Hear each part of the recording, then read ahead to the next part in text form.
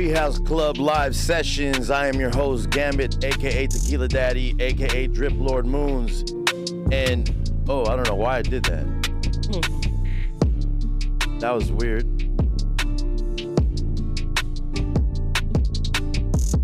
What's going on here? Oh, my bad. What's going on here? We're having technical difficulties right now, as y'all can see. This is insane. Boom. I don't know what's going on right now. Boom. We back to normal? That's it. I'm like, what's going on here? I'm your host, Gambit, aka Tequila Daddy, aka Drip Lord Moons. This is a special episode of Treehouse Sessions. I'm joined by my bro, Mr. Alex Rivera himself, A31 legend. A31 legend, you know what I'm saying? Been doing a lot of great things for the community, and it's definitely dope to see, and something that we definitely need. You know what I mean? So yeah, why are we doing this? But, like I say, in a time of war, we seek peace. Amen. But shout out to my bro Alex for being in the building. Bro, how you been? I've been good, man. It's been a little rough start, real quick. Yeah, no, it's definitely been a journey. I mean, we've, like I was telling you earlier about our kind of how we came together years back, and the first video we actually put together, and we actually got that kid drafted and all that good stuff. So yes. Shout out to Michelangelo Guzman out there. Michelangelo Guzman, you know what I mean? Doing great things. Yeah, doing good things. He's a father now, so he's moved on and he's became the example of the type of men that I want to mentor, and I had to do things that to that kid that was tough love, right? And so we can touch base on that whole story, but that whole journey was fun. It's been a wild ride even with him and that going on, but obviously since then there's been more guys and kids that have been under my direction that I've helped. Yes. So you also work in the trucking business, as far as because we're in one of the biggest agricultural markets in America. Yes, sir. You're in the 831 Monterey Bay. So explain a little bit about what you do in the trucking industry. So what I do is I wear a couple of hats. Obviously, I'm a baseball coach and been involved with that for a while. Also, I'm really involved with our school district as of late. Just trying to change things. And for a long time, I felt like education was key. I was able to get my education, was able to get out of, our situation, growing up as... You went to Fresno State? I did. I went to school to Fresno State for 4.5 years. I was there from 2002 to 1998 to 2002. So 4.5 years, busted out some, degree in psychology and Chicano Latin American studies. Oh, that's lit. With the degree in serving at-risk youth. So... it's just something that I've always wanted to do. Come back to Castro, come back to the area.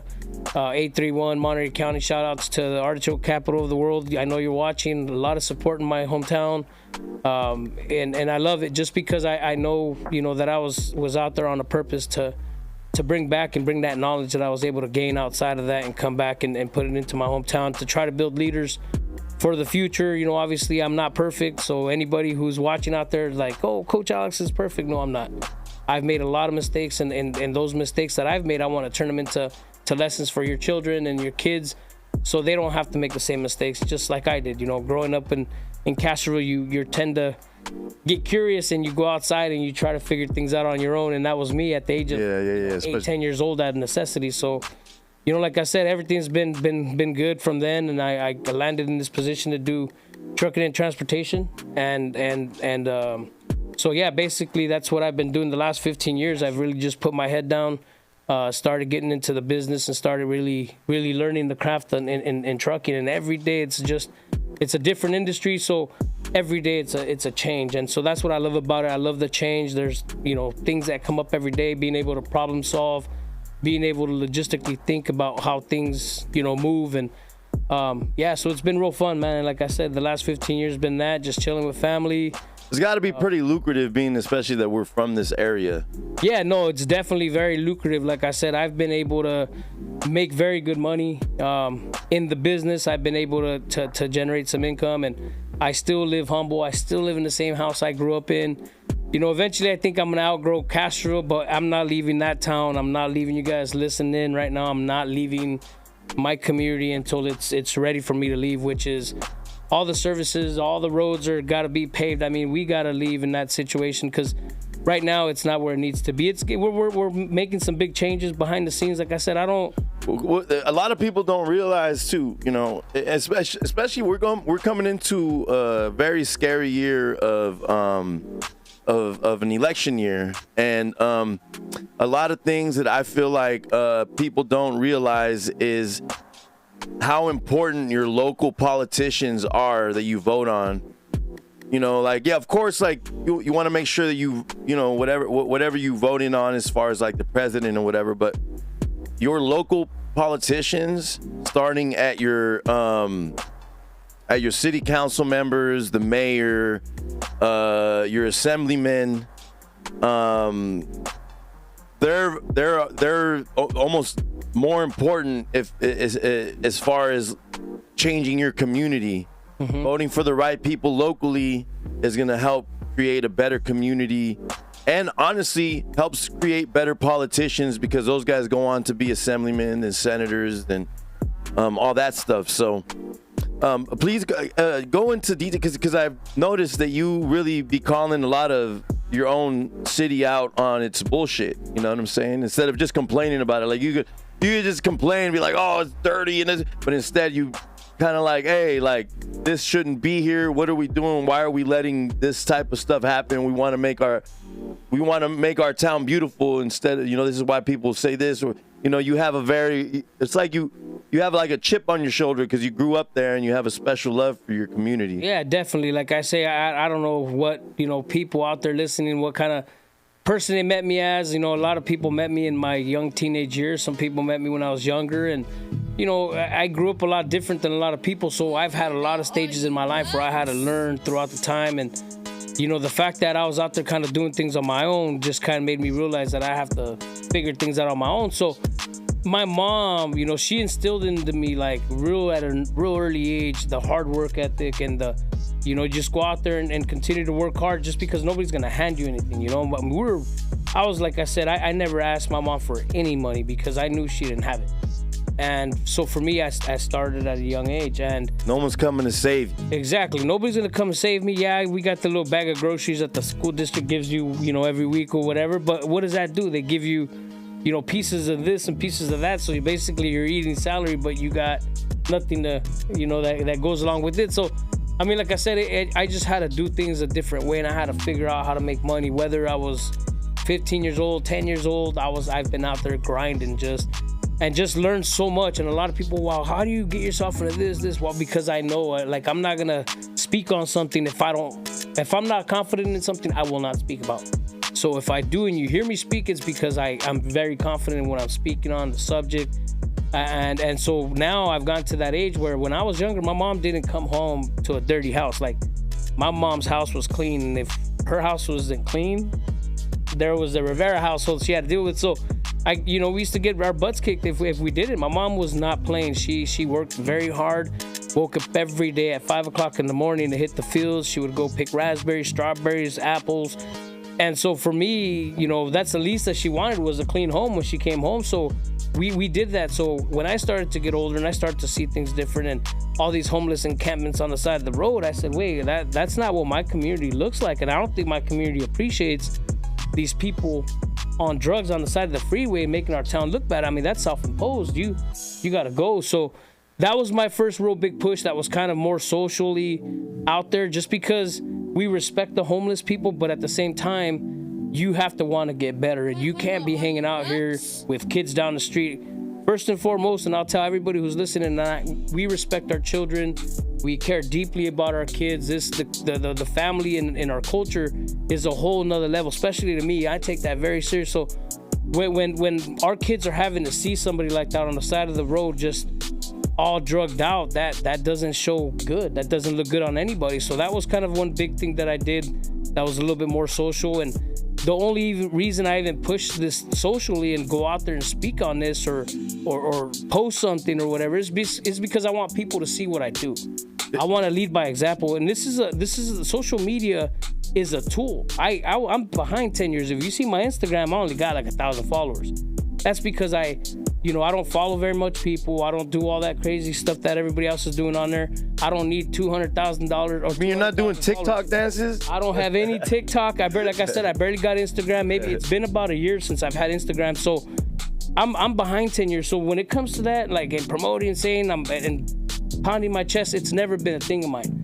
But now that I feel that my voice needs to be out there and people need to, one of us, we're all gonna go one day, bro. And so I want to be able to see, 20 years down the line, this video here being shared by everybody else and gets to see the message that we're gonna put out there in regards to how to get yourself out there on the recruiting trail when it comes to baseball. Me and you can sit here and talk about different topics all day because we know so much.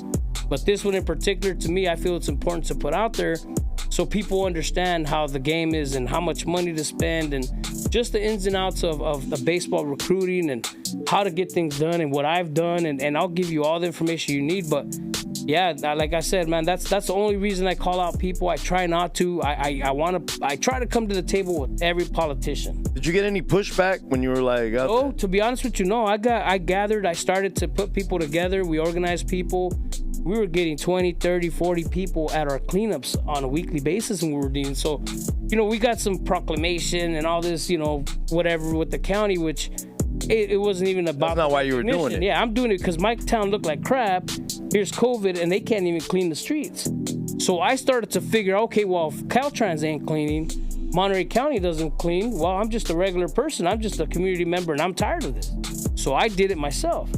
So, people, when they talk to me, they kind of figure, okay, well, people always ask me, like, why are you doing this? Are you running for something? It was like a threat to people. And I tell people, I'm not. Okay, I don't want to run for any politics. I don't really care to get into politics. I just want to be able to hold those politicians accountable. They took that job just like any superintendent, any school. I do my job 125%. That's how I was taught. So I'm not going to keep my foot on the brake because you get paid $300,000 to do a job and to do a real good job at it. That's just the way I look at it, man. My mom busted her butt off for years and sacrificed her body so I can get an education and move my family forward. If not, we still be in the same place. It's that vicious cycle you get caught in, right? And it's great. And I know this is a little off topic because you're from Castroville and this region has a big gang tie historically. When you in Fresno tends to have a opposing gang tie. You know what? It's funny you asked that. Did you ever have to run into any problems? Let me tell you. I'm glad, and you know what? Like I say, man, you're a firm believer in God. I'm a firm believer in God. Yeah. And I'm glad that you brought that question up today because I was actually gonna post about this. A situation arose, and I'm glad you brought. This is the perfect timing. I don't know a lot. Castroville has been on the map on social media these last couple of days. Right? Something happened last night. Did you hear about that? It wasn't even last night. It was like last week. Word. Weeks ago or whatever it was, right? We had a situation where I'm not even gonna name this person. I'm not gonna give this person credit. I'm from Castroville. I mean, we're talking.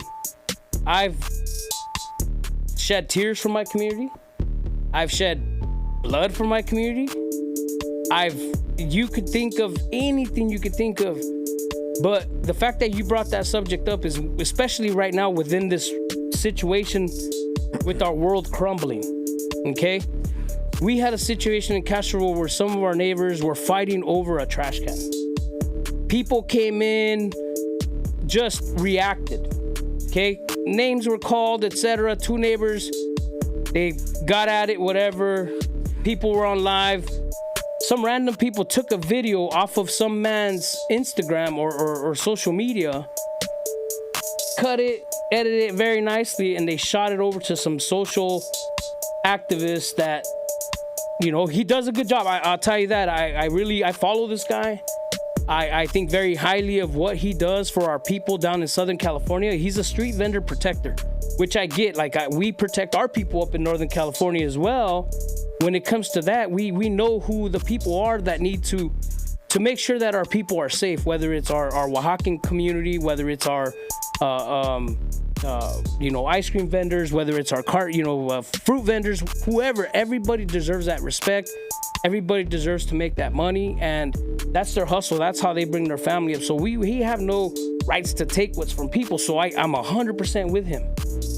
But one thing that I learned from these last couple of moments and in my personal life was a situation where, I'll tell you what, I'm not going to sugarcoat this, because this is what college recruiting is about.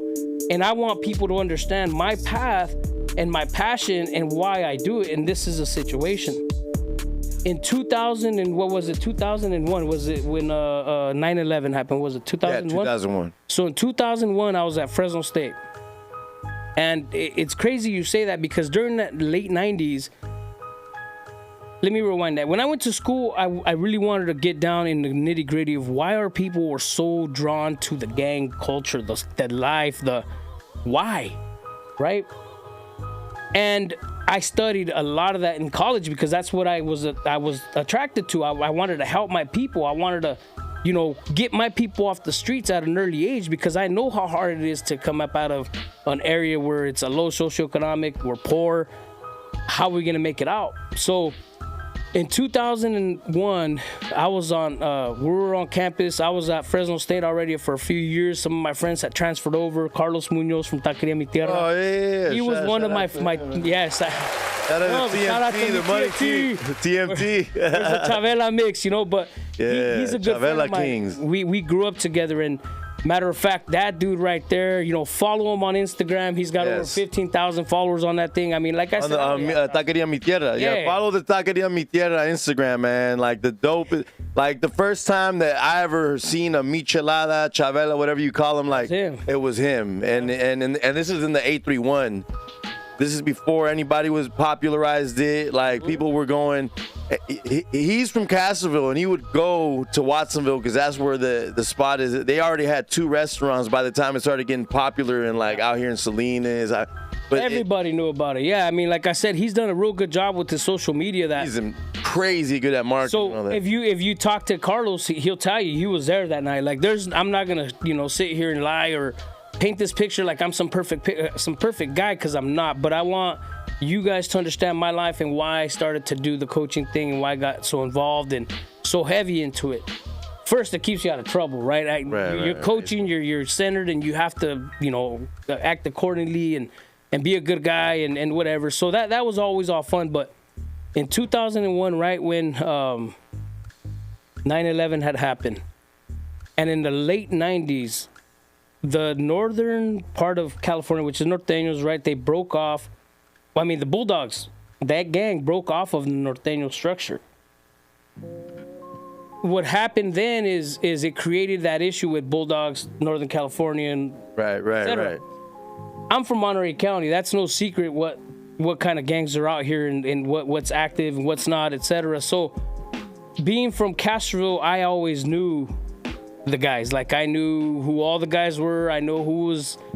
I mean, I used to hang out with some of these guys. We used to go out to parties together. I mean, you guys grew up together, naturally. Yeah, when it's a thing. When Castro was always outnumbered by every other town. We're talking Watsonville, Salinas, Hollister. Castro was 10,000 people, but the people that come from my community, we have a lot of heart.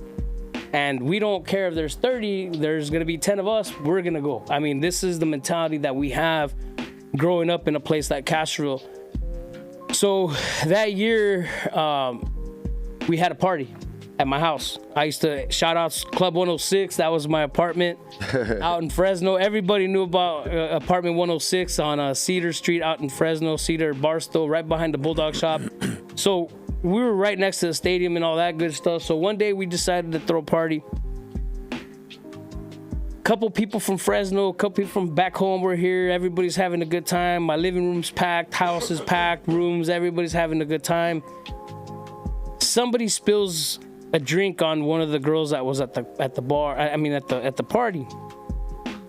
The girl acted like it was done on purpose, like somebody just poured beer on her and was like, laughing at her. But he poured beer on her on accident, kind of bumped in, poured beer on her. She starts to get wild. I mean, rah, rah, rah, rah, and all of a sudden you see all these guys coming in here hooting and hollering, like, what's going on here, you know? One of those guys says, oh, this and this and that, and bulldog, and started doing all the barking and all the, all that fun stuff. And then so that happened. Next thing you know, it was like, if you guys don't like it, get the hell out of the house. So we basically booted the people out. It was like 2 girls and like 5 guys, 6 guys or whatever it was. 3 girls, 6 guys or whatever it was. So when everybody was kind of pushing everybody out towards the street and then to go to their cars and get the hell out of our house, one of those bulldog guys hits one of my friends in the face with the bottle. So broke a bottle over his face, and all of a sudden everybody's fighting, including myself. I had to, hit dudes. I mean, we outnumbered these guys. I mean, and they're a big car out in Fresno, and that's all they have is bulldogs, right? There's small factions of other little gangs, but nothing like the bulldogs. So that happened. Everybody's fighting. I'm knocking out dudes. It was just in the parking lot. It was just became a big fight, big rumble. Everybody from town's like, hey man, thank you for the party. We're going back home. All right, cool. Everybody's going back home. Guys that got beat up took off. Castro boys are already on the way back home, etc., etc. Me, Carlos, and a guy named Peter. His last name was like Bootsakakis or something like that. He was some like type Russian from LA. He was like some type of Armenian, probably. Armenian, probably. Big old dude. He was like 6'3", solid 200 pounds, just athletic looking, man. And so the way our house was shaped, it was like a wall. Our window was there, kind of like a wall here with no window, and then the door was on this side. It was kind of like a weird L-shaped type of apartment. Big living room. So when the blinds were closed, so I didn't know who was behind those blinds. We didn't see anybody out there because the blinds were closed. I hear knocking, pa pa pa. Peter goes, I'll answer it. He goes to the door and answers it. As soon as he opens the door like this, I see his eyes roll back. And mind you, I was directly parallel to him on the couch with Carlos. We're sitting there talking about the whole situation. And all of a sudden, Peter opens the door, and he had nothing to do with anything. He was just our friend. I met the guy in college my freshman year. Come party, just try to mess with people, everybody, right? So he was not with all the fighting and all that crazy stuff. He just happened to be at the party. So he answers. All of a sudden, his eyes go back, and I hear somebody say, can I speak to the owner of the house? My friend looks at me. He goes, hey, Alex, they're calling you. I said, wait, his eyes roll back like that. They're calling me. Why would you even say that I'm in here? You know what I mean? Like, I didn't want to be put in that situation.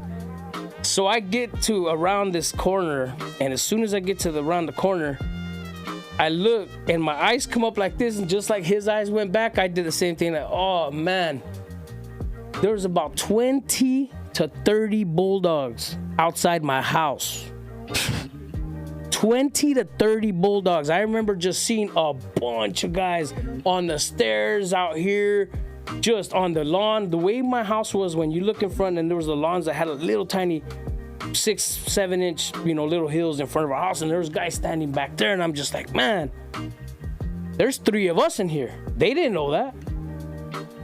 Me, Carlos, and Peter. That's it. Everybody else was gone. Everybody who had come to the party was gone. So then I'm like, yeah, how can I help you?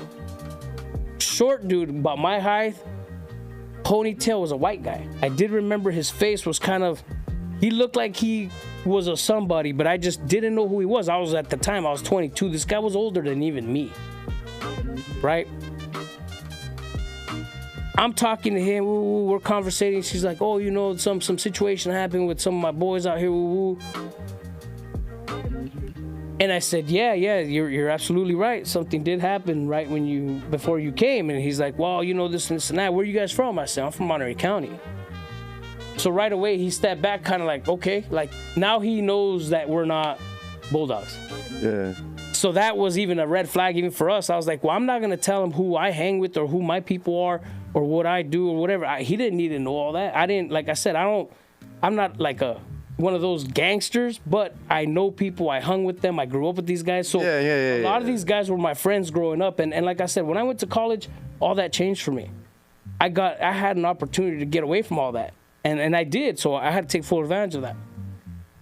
So at the time, I would always represent Castro, regardless of where it's at. It's always Castro on me. I'm going to protect my community. I'm going to do whatever it takes, right? And so that was one of those situations where I'm taking care of my people. The fight had nothing to do with me, but I'm having to defend my people because I had to.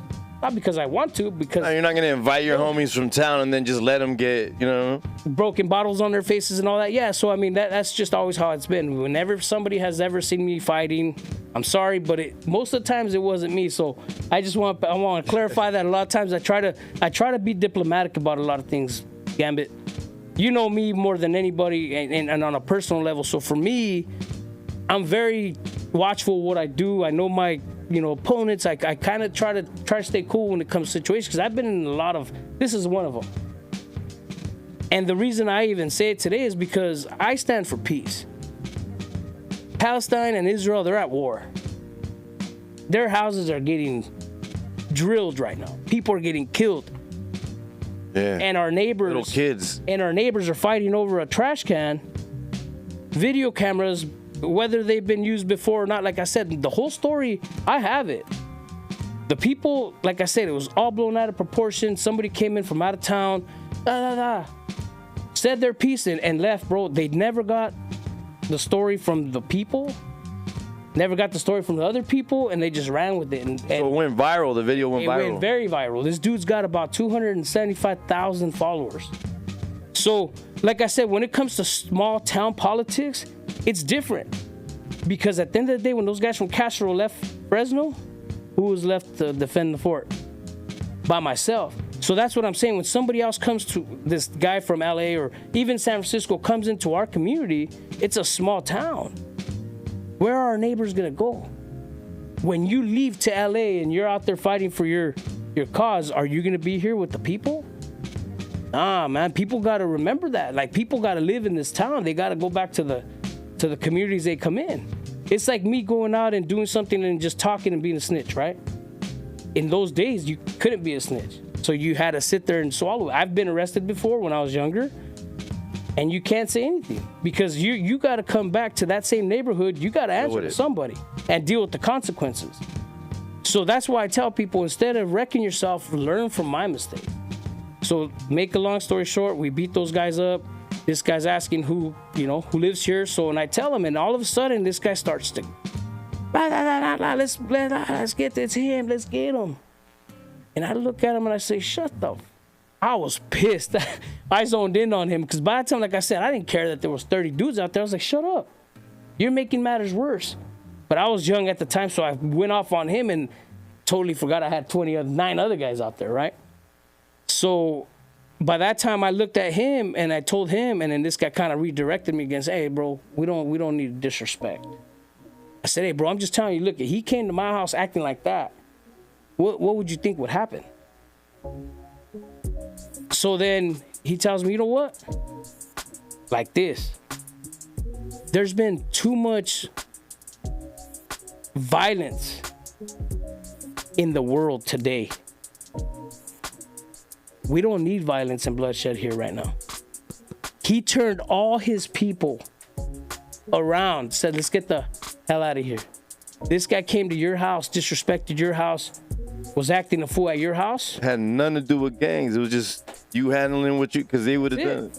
Because any reasonable OG, not only does he not want bloodshed, right? But it was mostly like, why do any of my guys need to get in trouble?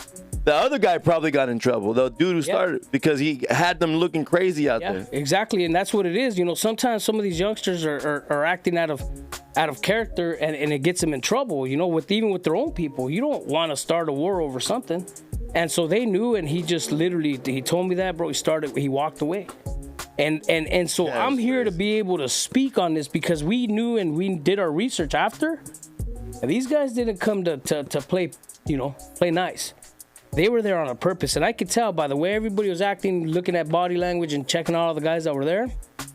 There was something that was going to happen. It wasn't going to be in my favor. So I'm glad I'm talking about it now during these times, during the situation with that video, right? Because you never know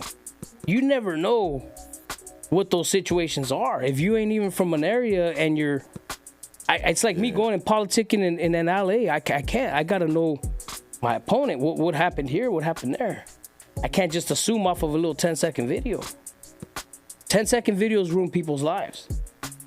Think about that. So somebody edited the video of what happened to make it seem. Basically, took that part out. There were some words. Yeah, there were some words that were exchanged between neighbors. Like I said, there's a backstory to this. Neighbors were videotaping and said this before, and it just that day specifically was the whole incident with the trash cans, and that's what kind of blew everything over. Emotions were high. People, things were said.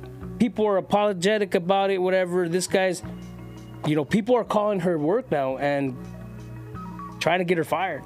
And this is a person that's very involved in the community, that doesn't have any hate towards them, that doesn't have any racism in her body. Wait, hold on. So this had to do with it turned into some race with it turned out to be one of those situations where like you can't even use a certain word anymore because people are gonna think, oh wow, he's racist, and they run with it, right? People don't understand my struggle, don't understand my story, but if somebody says I was racist or a homophobic or in these times, oh, cancel them. You will cancel the wrong person, I tell you that, because I have gay, lesbian, I've been involved with those type of people in the communities because I used to work for Planned Parenthood years back.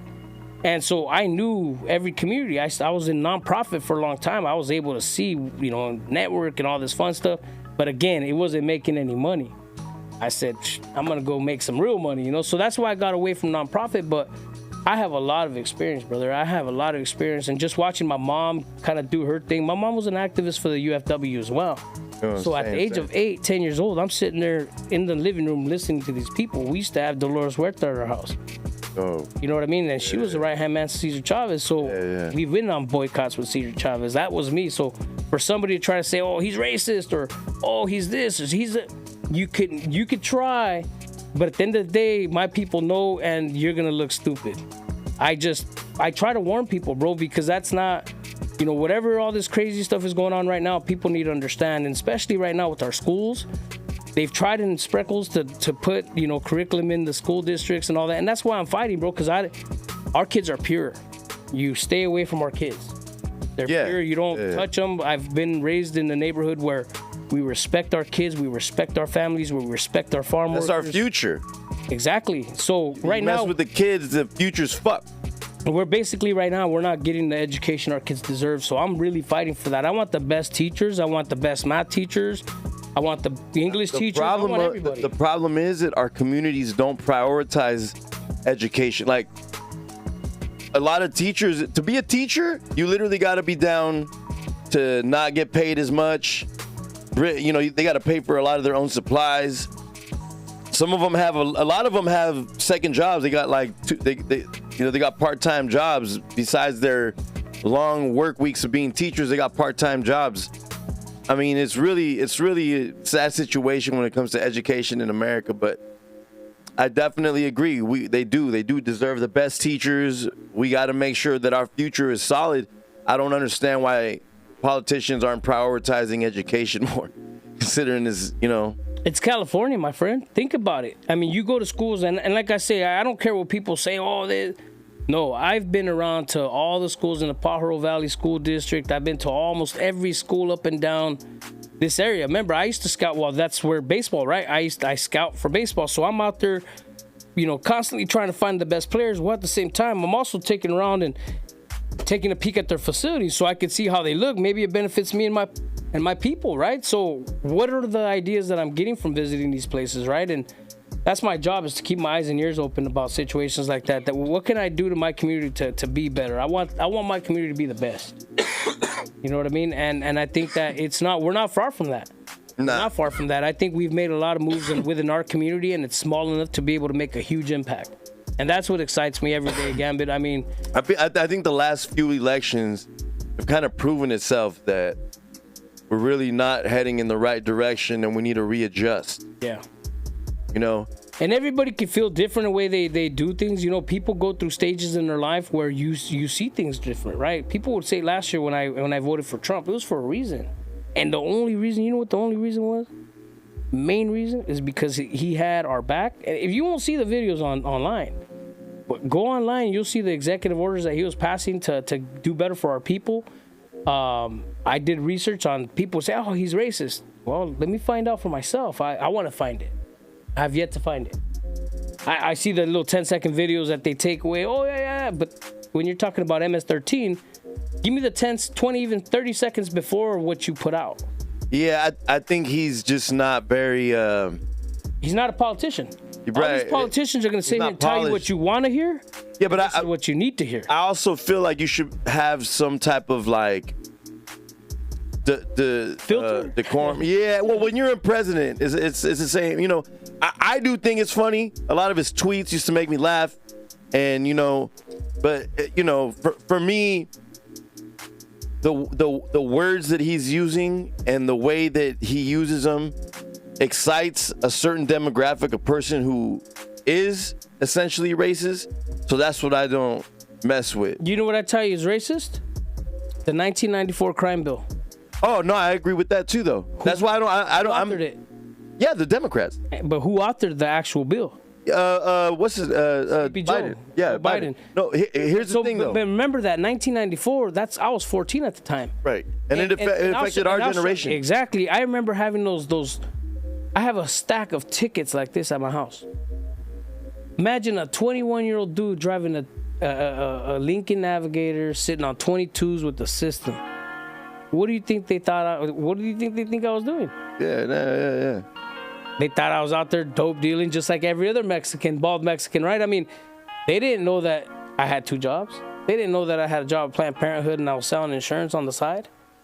Had my license and everything. I went to school for insurance, but it was more like I had Planned Parenthood on the side because I would do the work during the day. I would work with the insurance, and then in the evening, I had that program down in Greenfield that we brought up to our people. We opened up a clinic down in Greenfield for Planned Parenthood, and that was huge for our people. We needed that. I definitely agree. Like, I definitely agree as far as like the crime bill, the Dems being, you know, the thing is like I feel like, and I don't mean everybody. I'd rather hear somebody tell me what I need to hear versus what I want to hear. I think that's what the difference is. Right. You know what I mean? And the I Dems agree. will tell you, oh, you know, they pander a lot. But let me tell you this, Gambit, and I'll tell you a personal story about my kid and what happened to him. These so-called liberals, right? They say, oh, the schools are great for. Look at our kids. Our math scores are down. But it's like this. That's not acceptable to me. If it's been like this, you're the problem. So that's why recently we got rid of our superintendent. Like, we want an education that's best for our kids. You've been for 12 years and you can't get the scores up? North County used to be a distinguished school back in the day. It's no longer. Yeah, I remember back when we was in high school. Well, I graduated 2001. You graduated. Yeah, 98. Yeah, so everybody wanted to go to North County back in the day, bro. Sports were hit. Everybody was doing great out there. But now, and they say they care about us with the subpar education, bro. No, I'm not buying that. I'm not buying that. And then when my son gets into a fight, they throw the book at him. And then on top of that, 7 months later, they tell us, oh, we have to go down to the Monterey County Probation Department because he's facing charges. That's what I'm saying. It's like, how stupid do you think I am? I'm 20. I'm 43 now, so you can't pass all those things on me. And by that time, I was already used to being harassed by the police. A lot. Just pulled over, searched, brought out of my car searched. Oh, your tags are bad. Your lights, the license plate light. Out. Just the dumbest things. But now we have a great sheriff. Like I actually put my name behind Tina Nieto. She's the current Monterey County Sheriff. Tina, if you're listening, solid person. Like I said, with her, I was able to come to the table. And recently, when we met the last time, she apologized for the behavior of some of them officers back in the day. She didn't need to apologize for the past behavior of her people. That was big to me. because she actually is coming to the table to work. I'm giving her ideas. How can we do the community policing? I might not need law enforcement. I might not be this, that, but guess what? My sister, my mom, my wife, my boyfriend, my girl, whatever, somebody's gonna need the police. I'll be okay. I'll defend myself. But I think about other people that can't. And not a lot of people think like that. So I'm pro law enforcement. Like I said, I have my reasons, right? I know how to conduct myself. They taught me, they raised me. Being harassed all the time. I've been brought out at gunpoint with some of these people. I mean, my life has been crazy, and it just happens to be because of the color of my skin and the hair and how we dressed. I mean, we had nothing else. What else are we supposed to dress like? We're a product of our environments. Yeah. And that's all we had was each other in Castroville. Yeah, over-policing is definitely something that was very prominent in the late 90s, mid-90s, pretty much the 80s and 90s. Yeah, 80s and 90s, man. It was tough. Like I said, I've lost a lot of friends to the prison system. I've had a lot of friends die in the prison system. So for me, it's not like it's something that wasn't realistic. It was realistic. I came from that poor, same neighborhood. I've seen car chases. I've seen it all, and people that I know. You know, I've got to see and talk to some just wild stories, and everybody seems to come to me for answers sometimes, and I have a lot of that because I wear it. You know, that's what I went to school for, right? So I'm able to make adjustments, and I actually had a hard time with a couple days ago, man. We were, you know, just in the last 2 years, Lone Gambit, it's been wild. I've never lost so many people in my life. And so when I'm having to deal with that at 40 years old, like having to deal with the coping mechanisms, my childhood started to come out. I'm starting to think, like, first of all, why did I get so violent? Why was I always fighting as a kid? You always try to figure that out, and I never knew that. But now that I'm older, more mature, more wiser, I say, oh, this is what did it. You know, my parents, when they got divorced, the things that I had to see with, you know, being in the, what do they call, the women's battered shelter? I spent my 6th birthday in one of those places, bro. Yeah. So I come from places where, you know, people be like, oh, I'm not asking you to feel sorry for me. I'm not coming with that. But like I said, when it comes to me being hard and just, you know, that you have to stay hard. You can't be soft. My mom was really, really tough on me. I mean, I told somebody the other day, my mom made me fight in front of her in the 5th grade.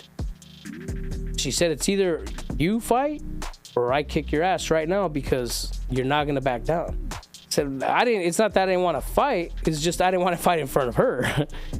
Fighting, I did plenty of it. I was getting suspended all the time. But when it came to that person coming to my house, my mom was like, what the hell is he asking you? What does he want? She started to read his body language. So what I have to do, I had to put pause on somebody real quick. In my house in front of my mom. So it's been crazy, but like I said, you just have to be able to deal with it, bro. And that day I got a little emotional, a little teary-eyed because you know, my nephew died a year and a half ago in a car accident. Damn. Deadliest kid.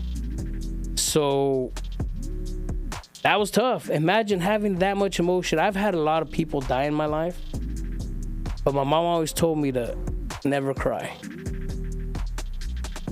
So imagine that mixed message. Now I'm 43 having to deal with, how in the hell do I deal with death? For the first time. You gotta cry, man. And I didn't know that. It's like they put tears under a microscope, and tears of grief look way different than regular tears. There's happy tears, grief tears. They put them all under a microscope, and they all look different. Because obviously our body lets out these chemicals, you know, when we're sad, when we're mad, when we're happy, when we're angry, you know, like, you know, all that every type of emotion you could possibly feel, it's all a mix of chemicals that gets released in your body. And you know what I mean? So like I feel like tears is important because you're getting those toxins out your body, you know what I mean? Yeah, and it's something, like I said, and it's energy too, just being from the Ville and just being that person I grew up to be. My mom always tell me to be tough. I'd go to funerals and I'm just stone cold. I've lost friends and just. But once I lost Gingy, rest in peace, Gingy. Rest in peace. You know, he that was tough because I was around him. He was a kid. He's 23. So that became very tough, and having to be the rock of the family and having to be that machismo, oh, you can't do this, can't do that. That it took a toll on me. And so I started to look at things different. I said, you know, if I have something to say, I'm always going to say it.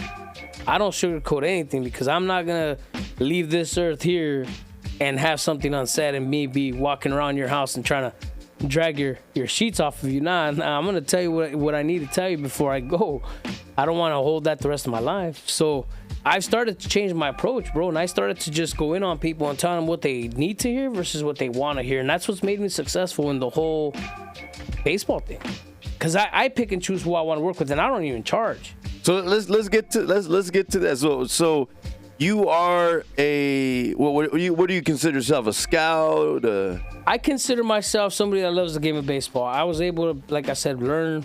We worked on Michelangelo. I learned from the Major League Baseball process and how that works. So that was fun. And then once I did that, I figured out how to do the baseball part on the college side. And to me, I played baseball in high school? I played a couple years, man. I played Little League, and then I played majors. But other than that, to say I knew the game, nah. I just... Really? Yeah, I didn't... You're just a fan of the sport. That's it. I was a fan of the sport. When my opportunity was given to me, it was 2020... Oh, actually, 20... I don't even know what year we're in right now. Anyways, 2007. I believe 2007. I was given an opportunity to come around baseball kids, so I just hang around, you know? And I was even like the team mom for a bit. I was like, hey, team mom, because like I said, I would go take waters to the kids and just go BS with them, hang out in the dugout with them, and being in the dugout and listening to the kids and watching the game and watching and listening to coaches, just the lingo and everything that's going on, I started to catch on. It took me about 3 years to kind of figure out the game of baseball at a different level. And once I learned that, the gift of gab has always been in me. So I started to feel comfortable enough to start putting players out there because I knew what programs were looking for. Certain programs look for different type of kids. You got guys that are looking for guys with high GPAs, right? Those private schools. Right. You got those guys that go to, state schools that don't require a 3.5 GPA, right? So there's different ways, and there's baseball for everybody. But you gotta be active. You can't be a lazy coach. I used to spend hours of phone calls with people, bro. When Saheed went through, and when my Chris Rivera from Long Beach, he was out of Watsonville, and those were my first two guys that I really just hung with. And I pushed out there, and then Danny Cervantes was also in the car. Whenever we'd go to tournaments, it was all four of us. Me, Saheed, Chris Rivera, and Danny Cervantes, and all three of those boys had scholarships. And so you started, because you worked at St. Francis, North Monterey County. So officially, I never worked at St. Francis. That's where my nephew went to school. So when I made a decision to move Saheed up here, like I said, that whole story and that whole situation was crazy, but he ended up at my house, to make a long story short, in 2000. He graduated in 2016. So in 2012, I think it was when he moved over. Yeah, I think I remember that. Which was crazy because, like I said, I wasn't planning on bringing this kid. I was down there for a weekend. And next thing you know, I'm bringing a kid and I'm moving him up here with me. Total crazy story. He's doing good. He's still playing with the A's AA team right now. And so he's continuing to do that. But I was blessed enough to learn as much as I could, and I was ready and confident enough to speak on it. So once I did, it was a wrap. And so I have a lot of friends, and I work with a lot of people basically on the West Coast. I have friends that, are coaches at University of Hawaii. Coach Rich Hill is one of them. I consider a real good pal of mine. He got Nathaniel. Nathaniel Browse was out there. Yeah, I spoke on Nathaniel Browse, but he ended up coming up to California. He's playing at Feather River or something like that, but he had a real good year. I think COVID happened, right? Yeah, COVID had happened and all this other stuff. Coach Eric Valenzuela at St. Mary's, he just came back from Long Beach State. He got himself a pretty nice little contract out here. So those are all outlets for some of our kids, and if you know how to maneuver and how to guide these kids through it, they're going to be successful with the least amount of money. right? And that's the key. You could sit here, I could sit here and tell you how things are and how great, Bubba Rivera, oh yeah, he's going to Oregon and put him all over the news. But in 4 years, 3 years when he's done, he's going to be in debt, $80, $90, $120,000. So that doesn't do anybody any good, right? Yeah, he played baseball there, but he's not going to play pro. So those are all little variables that you got to think about. So my job is to make your job easier. I have to ask the questions about your parents, who you live with, why you live with, why you breathing. I have to see the changes. I have to see that you have to put in the effort to be where you want to be. You want to get there. I know how to get there, but I'm going to give you the keys and I'm going to teach you how to do it. So you've gotten kids private high school gigs and you've gotten kids college. So yeah, exactly, basically. So Saheed, he actually went to school at St. Francis. They offer, they call it financial aid there. So you apply for financial aid and then they figure out how much you need and how much the family gives or whatever. So Saheed was there basically on scholarship or financial aid for 4 years. And he went on to play for the A's. Yeah, but he ended up playing at Cal State Fullerton. Ooh, that's sick. He was Cal State Fullerton. I know somebody. Shout out to the homie DJ Kane, Tom Hernandez from Tattoo Tour, but he went to Fullerton. Okay. Yeah, no. So Saheed, they're near Anaheim, right? Yeah, it's right next to Anaheim. Yeah. So Saheed played there for 4 years, and he lived at my house for basically those 4 years. He went on to play there, started off as a second baseman, and then he ended up taking over the shortstop position. In 2017, we made Omaha. Cal State Fullerton made the Omaha trip. There was only 8 teams, and they were one of them. So I was blessed to have been able to gone out to Omaha and be there with Saheed and celebrate that type of success his first year. That was a big changing, big life-changing opportunity for us to see. And that, like I said, man, I've been very blessed with these kids that I've had come across my life, and they're all being successful and they're all giving back to their communities. And it's good to see because these are kids that, oftentimes people they doubt you, right? There's a lot of haters out there. People, oh yeah, he's not gonna do this for him and this and this and that. And at the end of the day, who's out here smiling and who's out here helping the people? How many pro players have come out of your camp? I mean, we helped pro Michelangelo. We helped Micah in pro to get to the top to the Major League Baseball. I've had one kid that I've coached get to that, and his name was Irvin Lopez. He's actually he was with the Cardinals organization. He got in. I never got him in that type of attention, but he got that attention when he was playing for ACU and for Florida International. So, nobody was really, I was really trying to push his name out here with all these schools in California, but everyone's kind of like, and they passed him up, but look at him now. He's playing for the Cardinals organization. He got called up towards the end of the season, and right now he's playing down in Hermosillo, Mexico. So, what position does he play? He's a second baseman, plays third base, plays shortstop. You could put him anywhere. He's playing shortstop right now for the Hermosillo Naranjeros de Hermosillo. So fire. He's one of the guys, like I said, I've been able to help, and there's a bunch of other guys hanging around in the minor leagues, and hopefully they get the call up too. I mean, Michelangelo, did he get to play? So Michelangelo, he went up to and played minor league baseball his rookie year, and then second year, and then once that happened, he was gone. Michelangelo was very special, very gifted with that arm. Really fast. Throwing just gas, but didn't know where it was going. We'll check out his recruitment. Didn't know where it was going, but like I said, those are types of opportunities that somebody's willing to take a chance on. They pay somebody a little bit of money, invest in that kid. He might just turn out to be somebody, right? And you never know. So that's how baseball works. And so Michelangelo ended up playing ball in Mexico for a few years, like 6-7 years, bro. So it was good to see that he continued his baseball career out there. He has a beautiful family down in Yuma. He's got a great job. He's really, I'm very impressed with Mike, man. That dude, when I met him, I mean, I got like 2 words out of him. So for me to get full-on conversations now and see him that, he's out of his shell. That kid was very, very private, very shy. But, you have to put in the work into people, bro, and for them to, win them over. And I knew that growing up because I was the same way. I was always kind of reserved and just kind of sketch about everybody, watching everybody, and I want to see. Well, once you're mine, once I'm all yours, man. I'm loyal. What about Saheed Valenzuela? How many? Because I could have sworn you posted that he went up. Yeah, so Saheed's currently playing with the Midland Rockhounds, which is a AA team. So next stop is, hopefully next year he starts off in Double A again.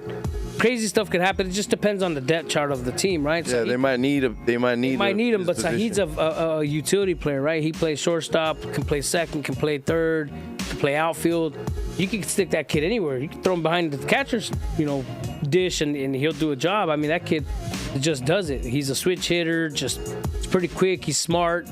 He's a good face to a team. A lot of people like him because he's personable. He's got, like they say, sangre liviana. It means he's got some blood. Yeah. He's a good kid, and he learned a lot while he was here, and everything that I taught him, and then so it's made him who he is now. And I wish him success, man, and hopefully he does have a good, successful future in baseball.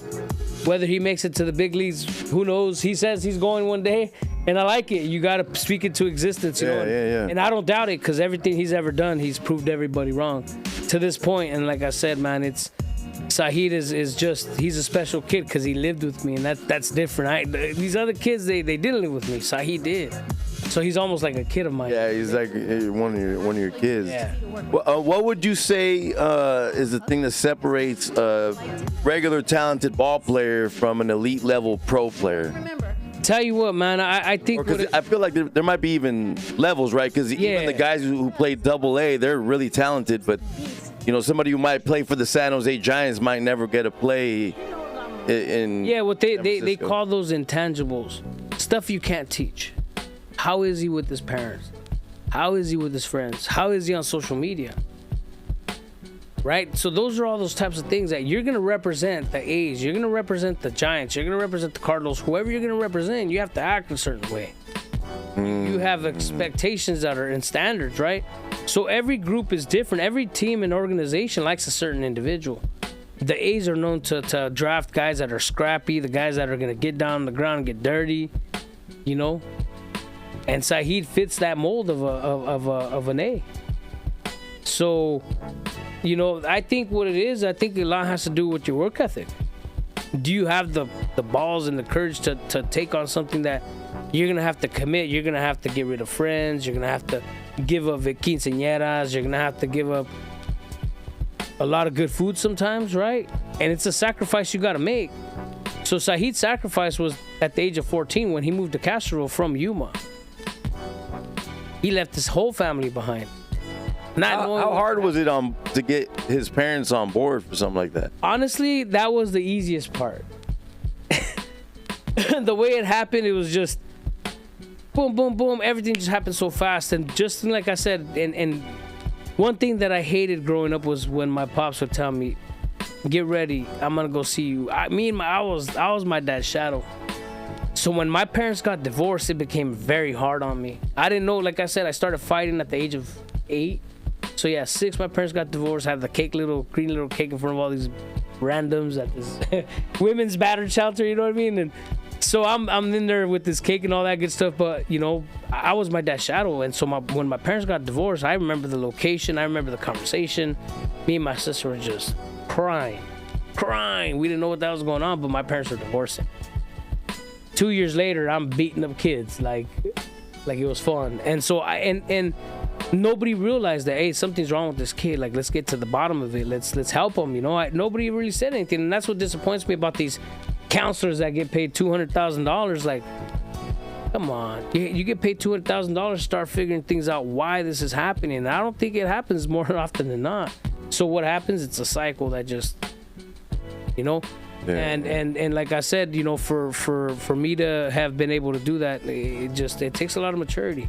But his parents, easy. And when I came and I told him I'm coming and moving him up here with me, I didn't want to lie to him and say, well, never mind.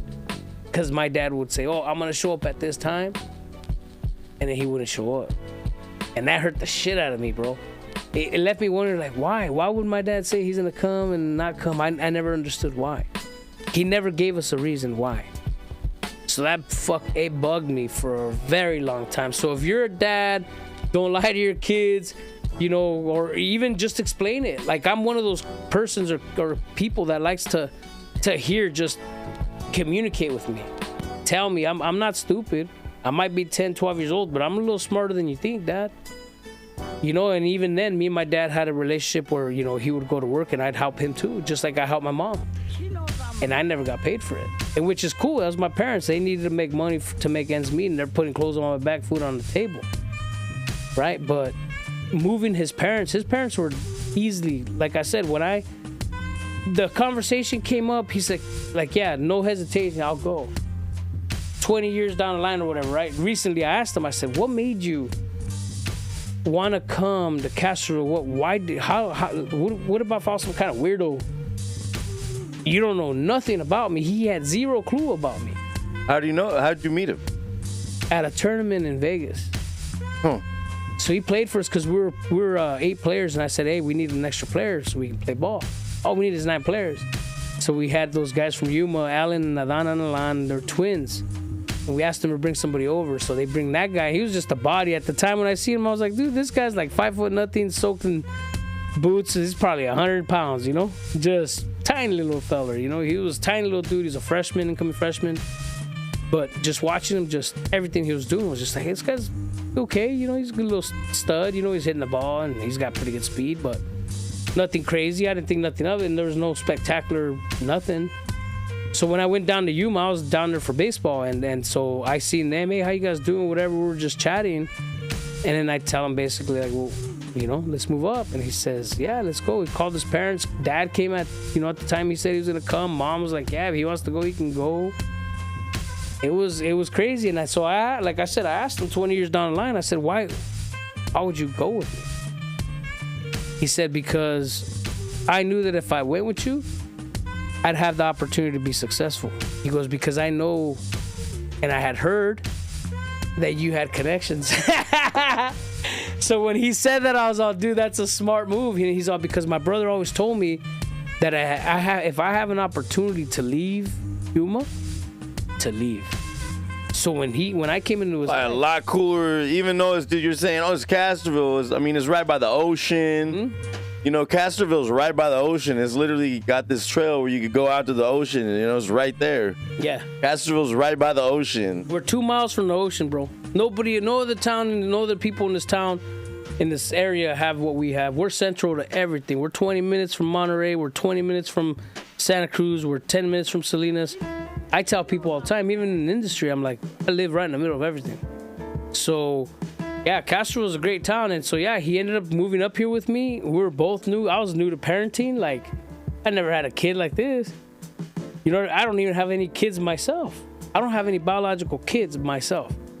So, and I had no parent and I had no dad in my life. And I'm having to be a dad now. It was wild times, bro. I had to learn, and I had to learn fast. You know, his mom one day called me. She's like, hey, do you eat breakfast? I said, no, why? No, why? She's like, well, Sahi does. I was like, oh, that's right. I have to feed him. So, learning lesson, right? I have to feed my kid. And like I said, it was just, everything happened so quick, bro. I was not ready to bring him on. I wasn't a dad. It was just like, here. And even the bed he had, bro, just thinking about just the stories that this kid and I have, it's wild. The bed was like a damn jail bed. The mattress was about 2 inches thick. Like, it was, like I said, I wasn't ready. I didn't have money to buy him a bed, but he's like, nah, I'm cool here.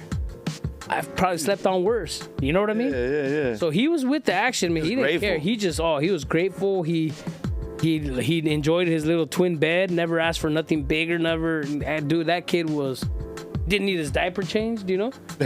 So, you know, I taught him how to wash his clothes and stuff like that. So it was a good thing for both of us. We both grew up together, you know what I mean? Do you still have these relationships with like St. Francis? Do you did you ever have a relationship with like Palma? I have relationships with everybody, bro. I'm always looking for players. I'm always looking for coaches are the ones that are going to give me the lowdown on the kids. And then I'll make a decision once I meet the kids what kind of person they are, you know? Some coaches will say what they want. Some coaches don't even put out their kids out there. They don't expose them because they're not confident. Not because they're not confident in their kid. It's just they're not confident in what to speak on. You know, and that for me, I have that gift of gab. I don't give a shit. crap just like I do. So I remember going to these tournaments and all these coaches were wearing their shirts and Fullerton and Oregon State and Oregon Ducks and walking around like they're Gambino crime families, you know what I'm saying? But they're just like any other dudes, bro. Some of those dudes are so cool, so swell that I never, like I said, I confidently go up to them, man, how you doing, coach? Who you with? Oh yeah, here's my card. All right, give me your card and we'll chat later, you know? So I built those relationships like that. And then so little by little, I started getting verified by one coach and he'd verified me with another coach. And all of a sudden, I built my network in coaching. Yeah, so the word spread quick. Oh yeah. Who's that Mexican? Oh yeah, he's there for the kids. And so that's how you built your relationships with college teams. Yeah, just going after him, bro. I started to get to know him. I had to go out there and start a hustle on my own. It's not like the coaches fell on my laps, but I had something to present now. I had Saheed and I had Chris Rivera to present out there. And when they were put up on the stage to perform, they took care of business. Bubba goes up there against some team from like Orange County and just goes in there. And that team was supposedly the best team in the tournament. I mean, we're talking the Firecracker Classic down in LA. That was a huge tournament. We were in a tough pool. And Bubba Rivera goes in there and strikes the crap out of almost everybody on that team, bro. And we had 15 schools that day. Oregon, Santa Barbara, Fullerton, Long Beach. Everybody was throwing offers after the game to this kid, including Oregon. So, you know, by that time, conversations were already had. They're there for a reason. They want to see how true I am about my shit. What's the most elite school you've got a kid to? I got a kid into Brown University. Yeah. That's Ivy League. Ivy League, yeah. Jacob. That's crazy. Yeah. That is crazy. He's out there right now. His name That's like Harvard. His name is Jacob Burley, as a matter of fact. He went to Hollister High School. He was out there, and then he went to go play at Brown University. Man, okay. And it wasn't like a direct connect. That was through one of my other coaches. His name was Mike Kirby. Mike Kirby used to coach at the University of Nebraska, and he's the one that actually put Saheed on at Cal State Fullerton. So me and him didn't start off in the right foot. Like, I was pissed because he big leagued me, right? So then one day I sent an email to the school. I said, you know what? If this little ass dude right here doesn't want anything to do with me, I'll go F him. I'll go after the other coaches. All of a sudden, 20 minutes later after that email, I get a text from somebody, and I look and say, what's this? And it's that same coach that big leagued me in Arizona. I said, what are you calling for? And then eventually we ended up hashing it out because he said, basically, if I'm out there talking to you about Saheed, it's going to tip the rest of these idiots off to get my guy. I want that guy. So that's why he kept the conversation short. So it was a misunderstanding, right? But yeah, we ended up locking in that deal. He ended up going to Cal State Fullerton. Like I said, he was being chased by the schools too. But we knew what we wanted already. And I had to use him as bait for a bit. Even though I could have signed him to this school quick, we didn't want to jump on some opportunity because there was a lot of opportunities where we could have jumped, but he knew what he wanted. And when he got the opportunity from Cal State Fullerton after leaving Long Beach on a visit, and Cal State Fullerton was aggressive and they threw it at him, and he said, yeah, he committed that day. So big win. So that was pretty cool, man. Like I said, and it's just been a dream that I've been living, bro, and I've just been blessed to be a part of his ride. And I'm humbled by it. And everything that's ever happened in my life, like I said, new jobs, new opportunities, just because my mentality has changed. I try not to act the victim anymore. Before it'd be like, why don't I do this? Or it's because of this, because of my hair color. Change your mentality, and then that negativity will stay out of your life. What would you say, like, well, I mean, you started building connections. How connected are you within the MLB system? I got a couple of friends and, coaches and people that moved up. I have a good friend that works with the Diamondbacks organization. I met that guy when he was in college, and his brother was a scouting director for the Angels. Those guys are easy to find. Like I said, I got Major League Scouts friends all over the West Coast too, guys that I trust. Right? Any winners from the Giants? No, nobody from the Giants. I talk to other dudes from like the Tigers. I talk to dudes from like the Rockies or whoever's available. It's easy to find. Those guys are easy to find. There's so many dudes out there. The A's, like I said, I've done it before. They really like Saheed out of high school because Saheed played on the Mariners scout team. And now that scout is with the Cardinals now. So, yeah, I got connections with some of the pro scout guys, and I've done the whole... Are you familiar with the dude from, I think he's Carlos Torres. He's from Santa Cruz. From years ago. He went to Aptos High School, right? Did he play for the Mariners? He played for the Yankees? He played for the Mets, I believe. Was one of the Rockies. Mets and Rockies. Yeah, Rockies. I remember, he played for the Rockies. Yeah. So I know Carlos Torres. He was actually a good friend of mine, Melissa and Vanessa's cousin. Good friends of mine for a long time. And like I said, I got into baseball. I didn't know anybody in baseball. Oh, Melissa, yeah. Shout out to Mel. Yeah. Shout out to V. You know what I mean? Yeah. So that was years back, and I just, like I said, I didn't even know baseball at the time when I had met that guy. I didn't get into baseball heavy till 2007, 8, 9. Really heavy in 2009. So yeah, I think that's when we did that video. Yeah, 2009 with Michelangelo. So I was already 2 years of being the team mom, and then I got involved with other stuff. I got really deep into baseball, and then I quit a job, bro. I had a job in the industry, in the produce industry. I was making over $100,000 a year, bro. And I walked away from it. To do this, chase your dream. To chase, I guess it's a dream. It's like a hobby for me to be the role model for the kids and being able to help kids, as a coach. You get so much flexibility when it comes to working in the ag that allowed me to be out there and give my time back to my community, bro. So I became so busy making good money. I could have said, I'm just gonna chase my bag and I'm gonna forget about everybody else. I could have done that, but I chose to quit my job so I can provide the time and efforts into building my community. And I remember the dude looked at me, the owner of the company. He tells me, "Are you stupid?" Indian guy. He's just, "Are you stupid?" Just grabbing his mustache and just pissed. And I looked at him. I said, "Mike, maybe." I said, "But money doesn't make me." Told him, I grew up poor. There's nothing you can tell me or show me that's different. I live amongst my means. I'm cool. I live in a humble home. I still live in the same humble home. There's nothing else. My life's perfect, bro. I don't need to have a materialistic this and a beautiful 30-bedroom home. That's all for shits and giggles. I'd rather travel.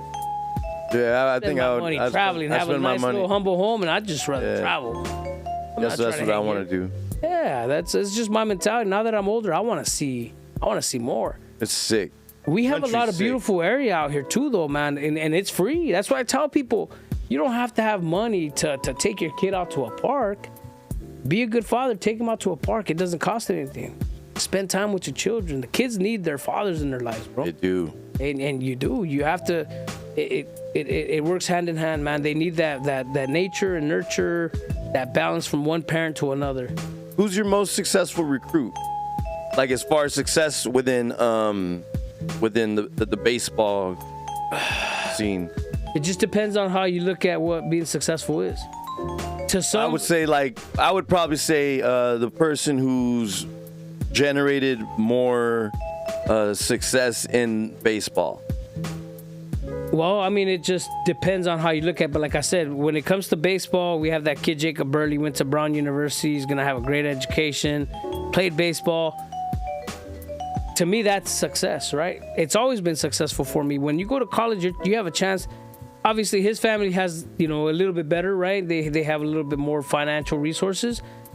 But if you have a kid like Saheed who come from nothing, he gets all this free money for education, like financial aid, Cal Grant B, and the Mexican grant, and all this grant.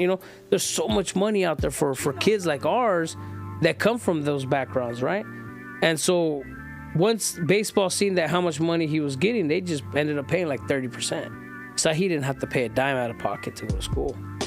And he's still maybe not even in debt. So it was a win-win situation for everybody. Had I sent him to St. Mary's, then he would have got off and he would have been out there with a $40, $50, $60, $100,000 debt, depending on how much money he got, because he wasn't eligible for the private schools. They offer housing cost, and what you're able to do is you're able to use that academic money and pay for your housing.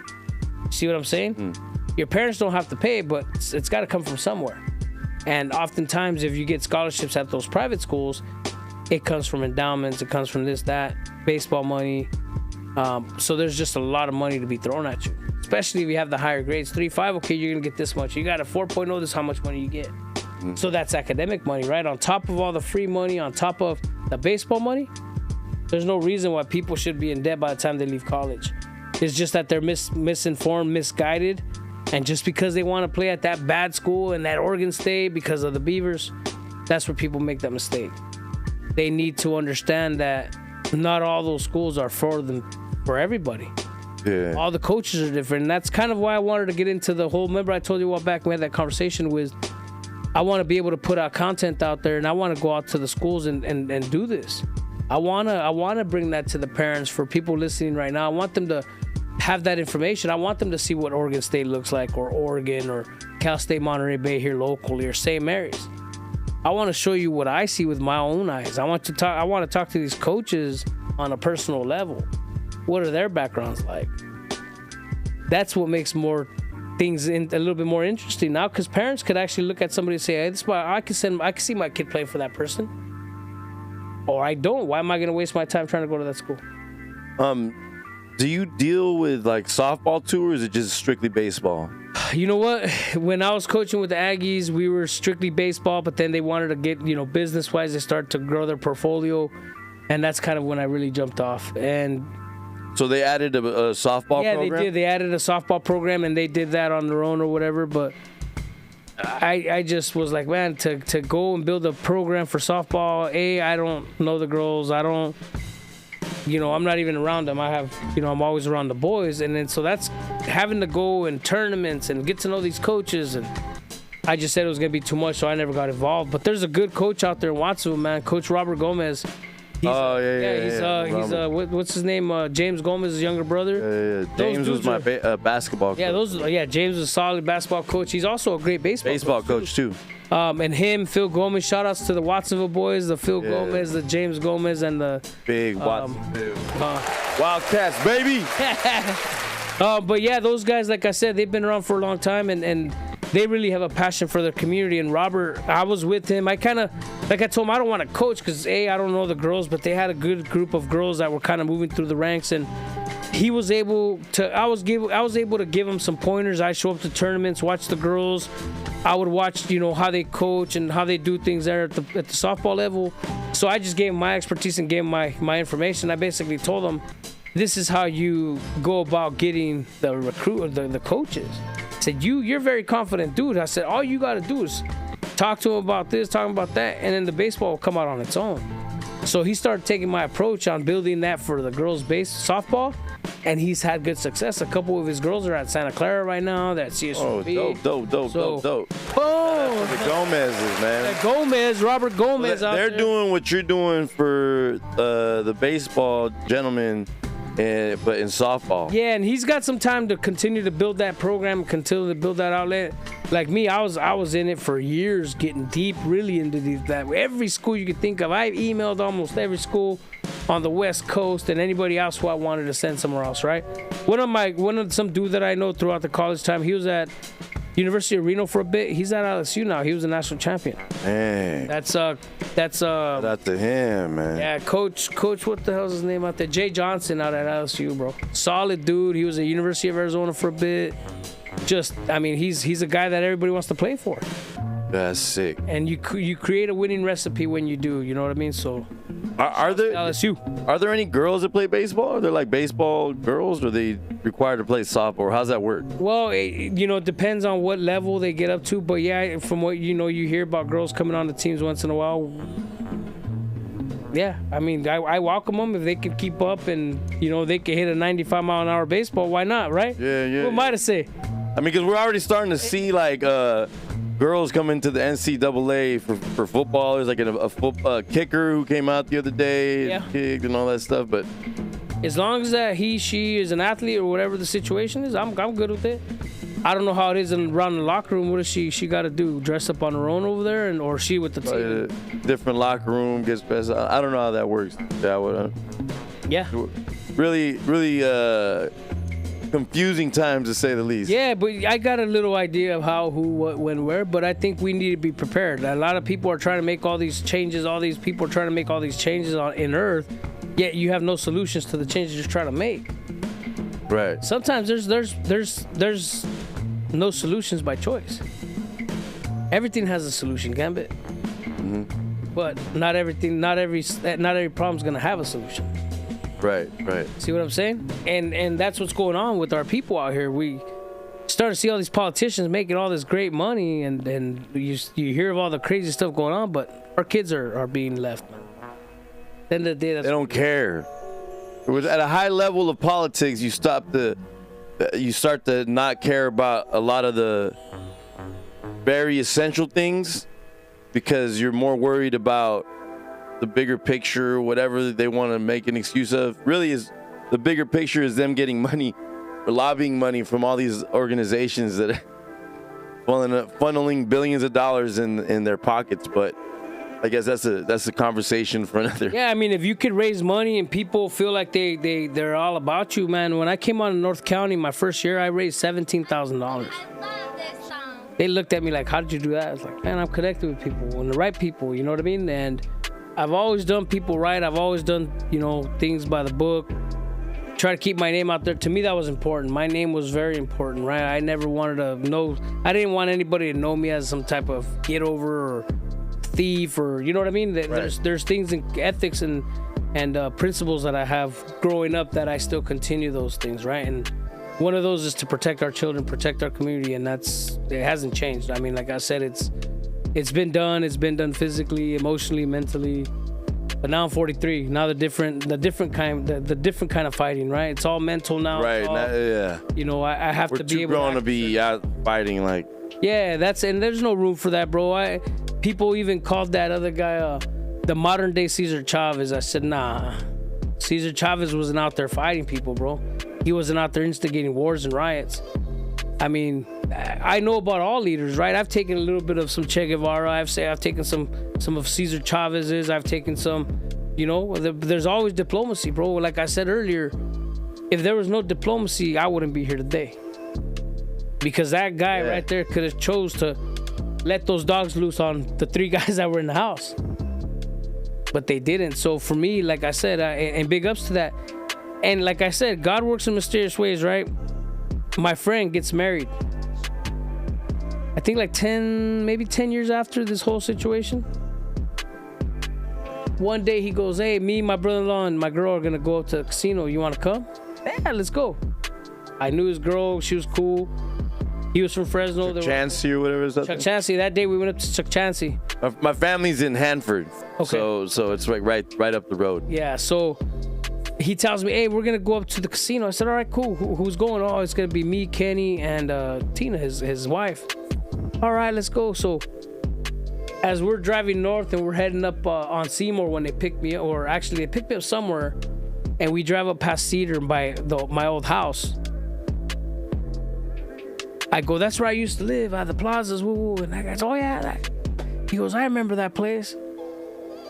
He goes, I remember when I was younger. He goes, I got the shit beat out of me by all kinds of dudes right there. What the Dude, when he was telling me this, I'm looking at him. I'm like, oh, hell no. This is the bulldog we rolled up. This guy in the same car. I said, oh, this is the guy that was the dude, the loudest on the block. He was on telling this guy, get him, let's mash this dude.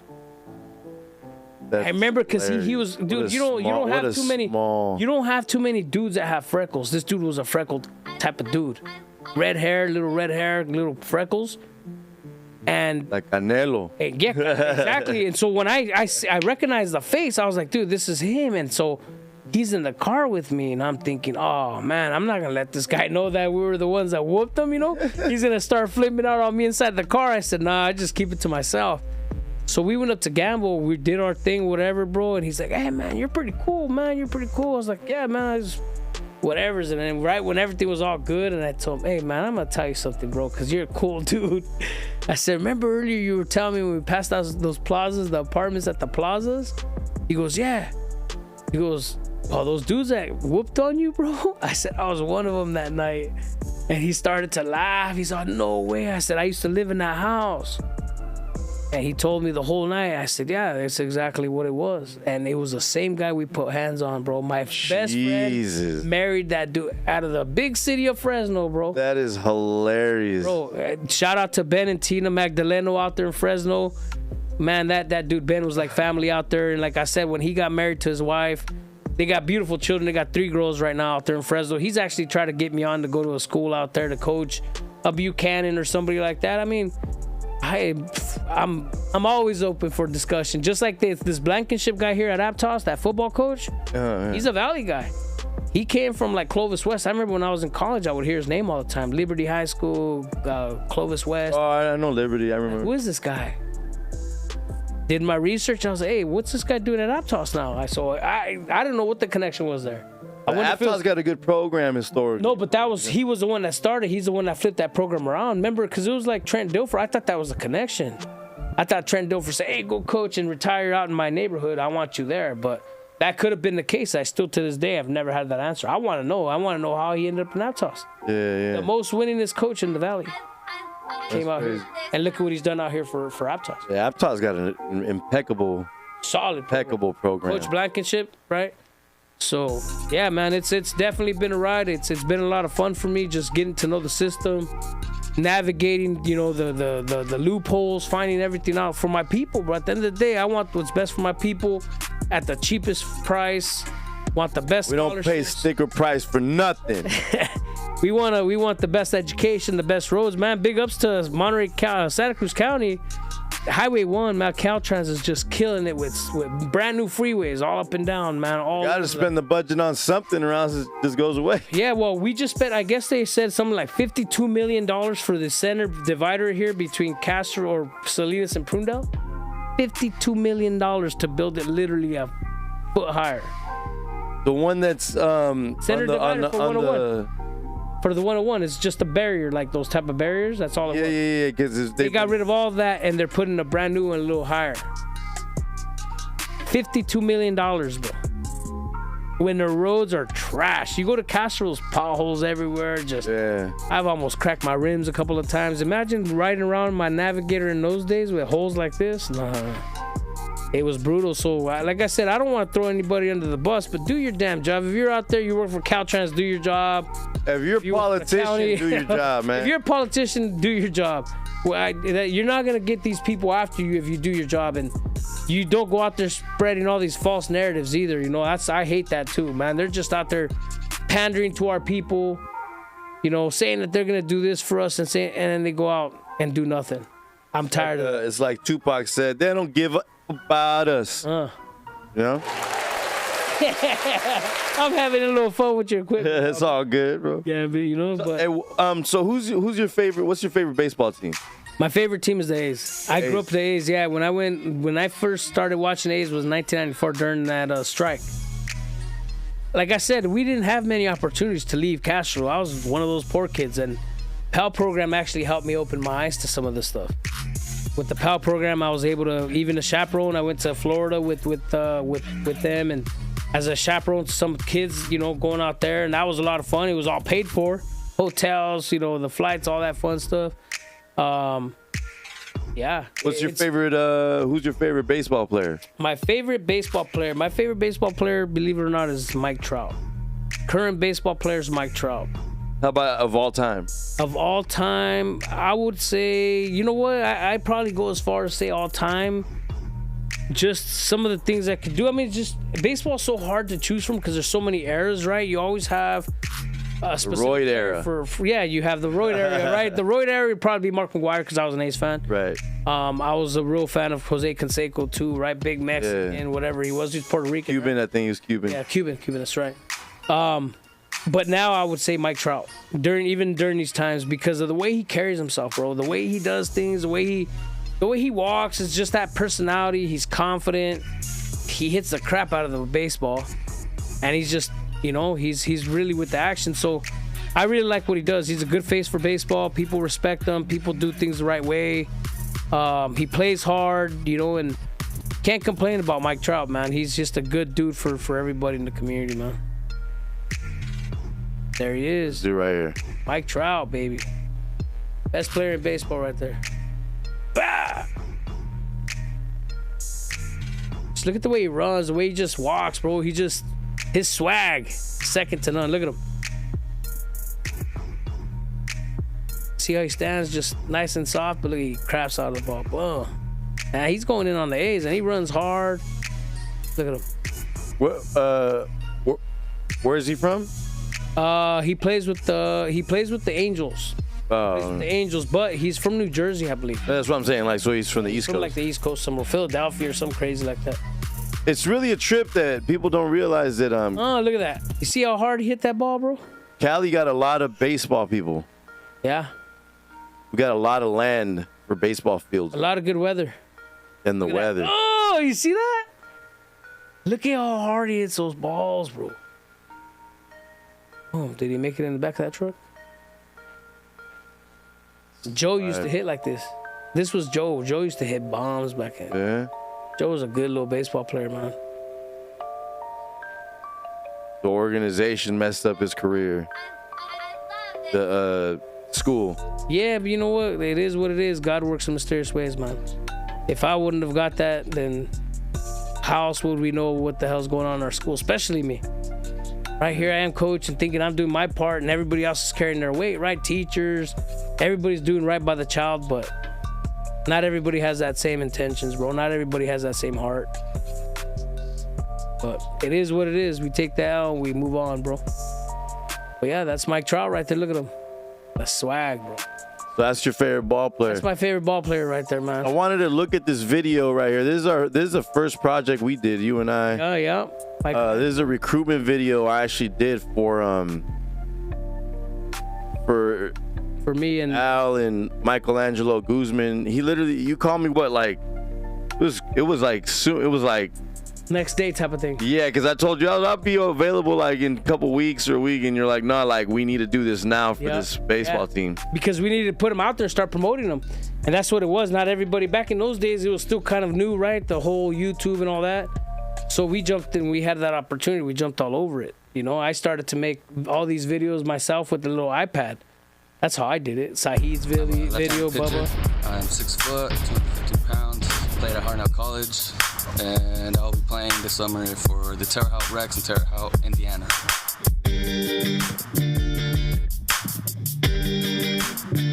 Couple 90s in there. He's throwing some 90s right here, and he's a high school. What was he? High school, a little bit out of high school. Year at college.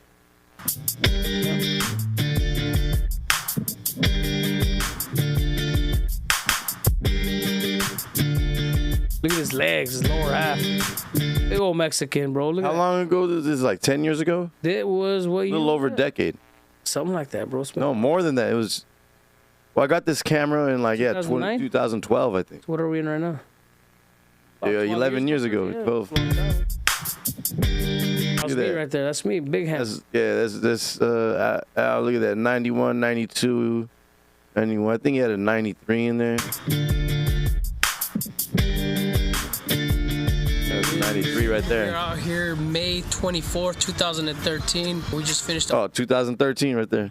Bullpen session with Michelangelo Guzman. He was a current player of the Watsonville Aggies baseball team in Watsonville, California. Played little JC ball at Hartnell Community College. That's me right now there, he's getting ready to... Look at that. Still look the same, baby. Go out to Terre Haute, Indiana with the beard to pitch for them for a little while in the summer. He's currently a 2013 Major League prospect, and hopefully he gets picked up, and we got some teams that are interested in his services. We got Michelangelo on the Watsonville Aggies back when he was at high school. This is a good video, man. Yeah, it was. It was a good little test. California, went to Hartnell. Coaches called us, said, hey, we got a guy out here that might fit your program. I went out and talked to him. Now they got whole recruitment websites. Have you seen them? Oh, yeah. It's a whole talked game to now. Michelangelo, quiet kid, good kid. I felt he was raw, and we got him, somebody helping him out with this pitching. And but something he had that no other kid possesses is that he's got a strength of an arm, where it's kind of left side, and you're coming at 88, 87 out of high school, and coming to us, and he's at the velocity right now, and he's worked so hard to get where he needs to be. I believe that he is ready for the Major League draft. Here coming soon. This is dope. That was it. A little 2-minute video. That's all it took to really, you send it out. How many views does it have? 1,500. 1.5 thousand. See, that's pretty good little. Yeah, 10 years ago. I mean, Saheed is on there too. Saheed's on a top 10 plays of the day and everything for when he was at Fullerton. So crazy. Yeah, that's definitely dope, bro. You've done a lot of good stuff for your community, a lot of good stuff for the youngins. Just trying to lead by example, man. That's all I am. Anybody who's out there listening, when I tell you, I tell people I'm not going to waste my voice and just say something because I'm going to say something.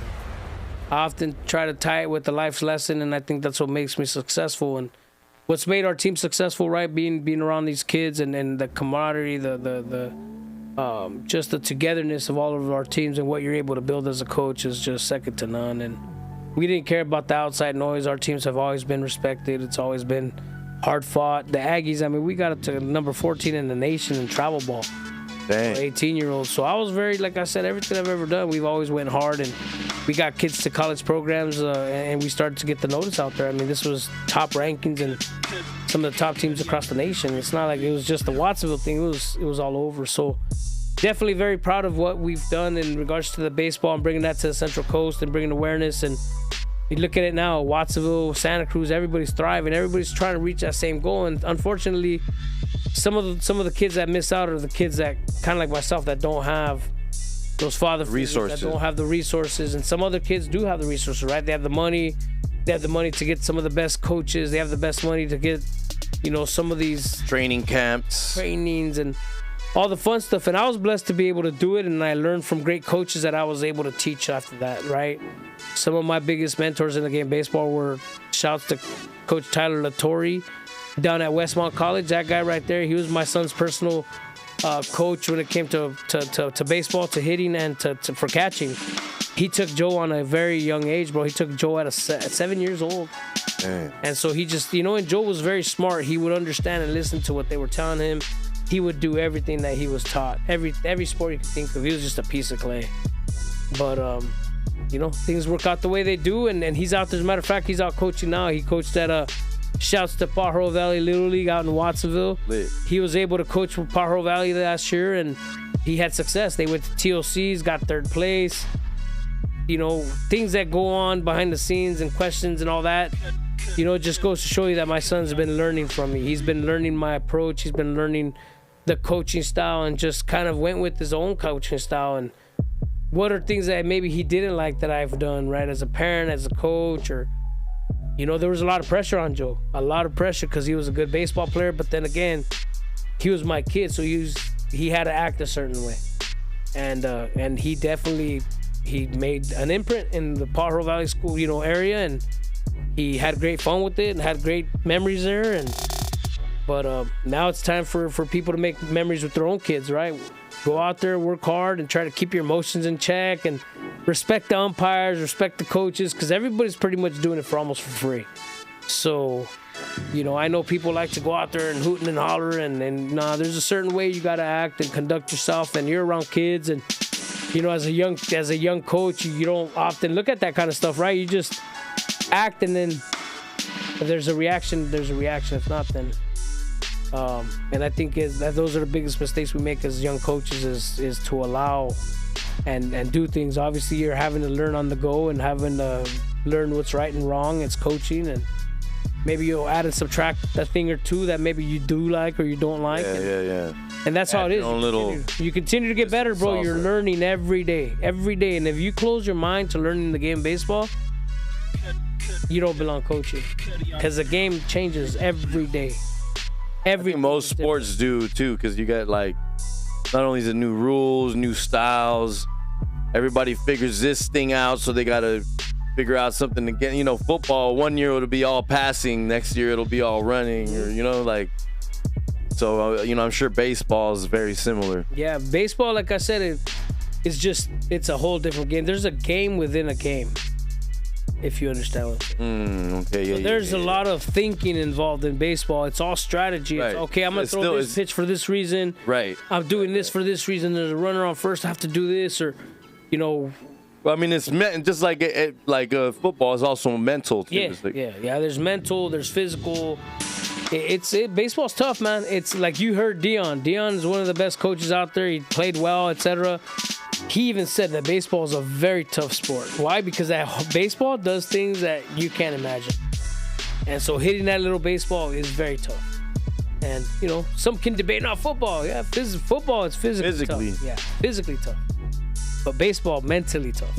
Yeah. You know what I mean? So yeah, down to like the way that the catcher might mess with the batter to try and distract them, or exactly. The way playing home versus away, home field advantage, those types of things all make. Yeah, knowing the field, knowing what kind of battles you're gonna get, or who's got bumps, exactly. Did it rain the day before? Is it windy? There's so many variables to baseball. Where's the wind blowing? I would always playing in a cold city versus a warm city, playing in Arizona in the winter versus playing somewhere else. Exactly. You have different ways to pitch. Right now, if you're like in Reno is very, very light air. Right, it's high up. Anything just goes. I remember a guy that was a pitcher for us. He hit like 6 home runs that weekend. And like, that dude couldn't even damn hit the ball, but he hit 6 home runs that tournament. That's air pressure. Yeah, that's the air pressure was just so, so...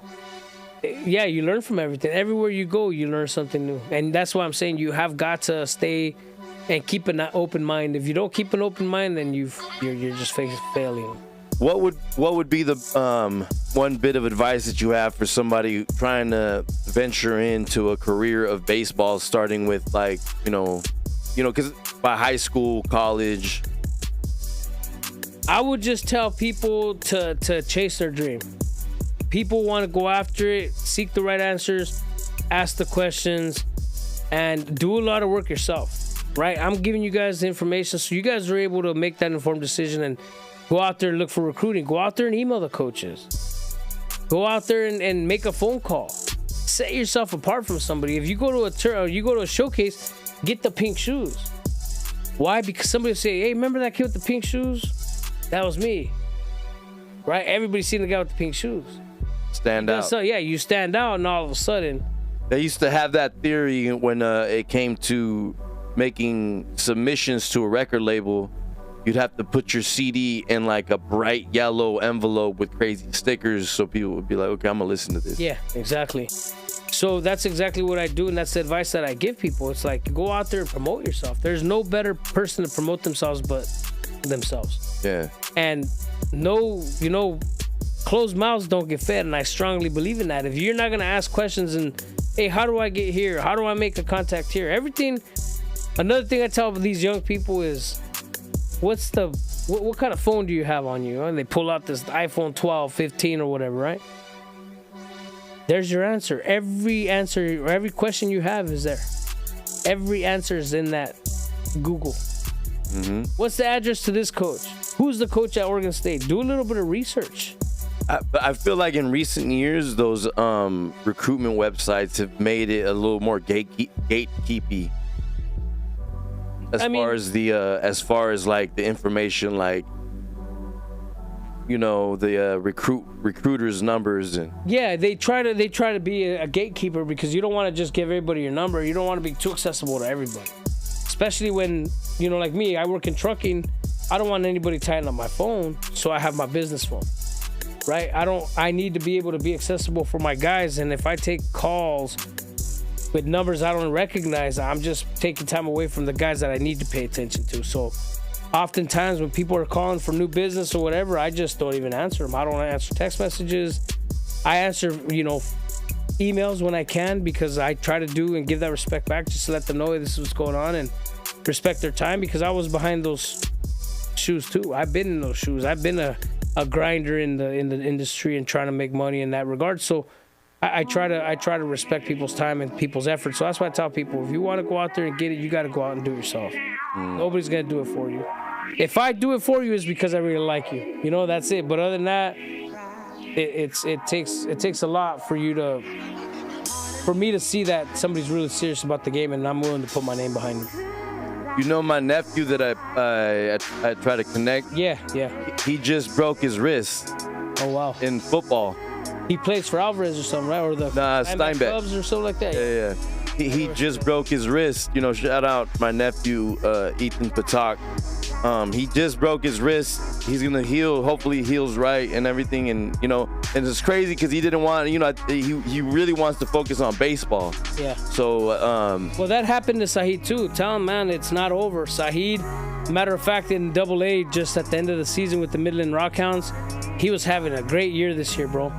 And he hit a double. He slid in the second, and something happened along his wrist that he had to sit out, and he's out right now.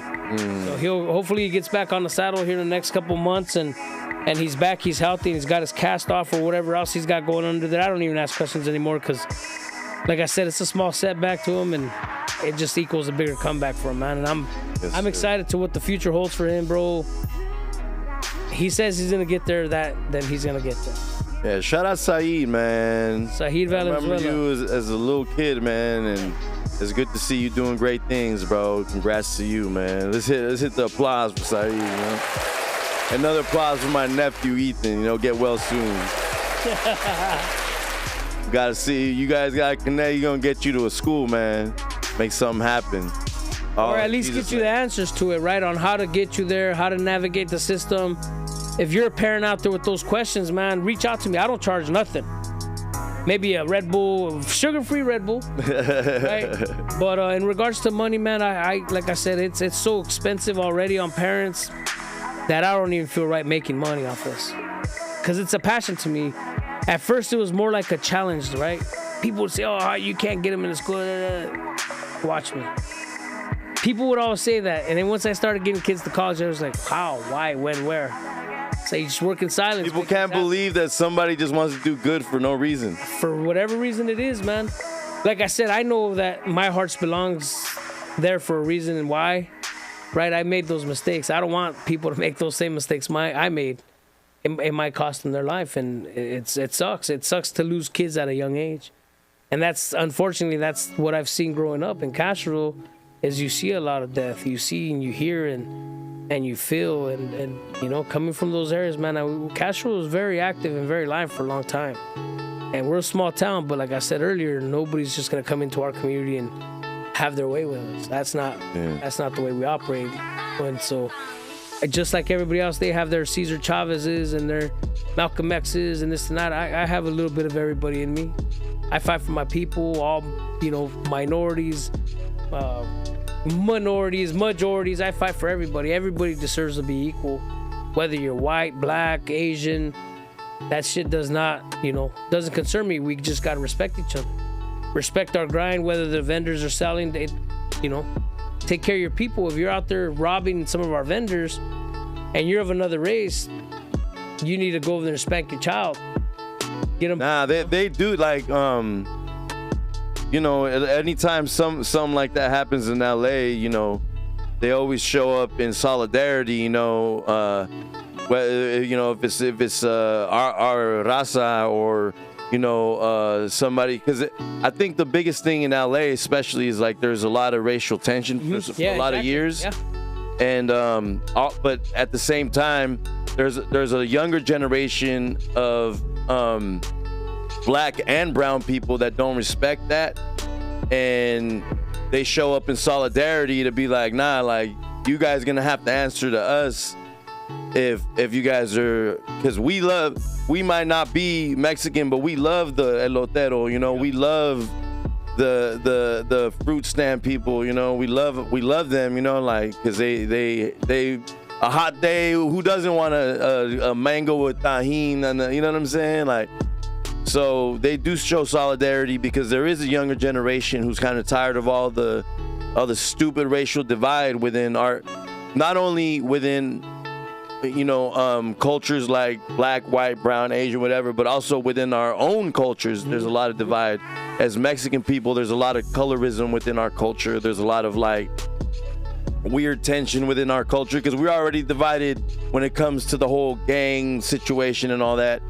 But there's a lot of further divide within classism, colorism, and all that stuff within our culture that I feel like we need to work on as well. You know what I mean? And a lot has to do with the fact that we hate on each other too much. Big hating. Like crazy, bro. And to me, I just sat here and I gave you guys all the information about how to get your kids to college, how to put them in front of college. I mean, you have to put them in front of people. And Who taught me that?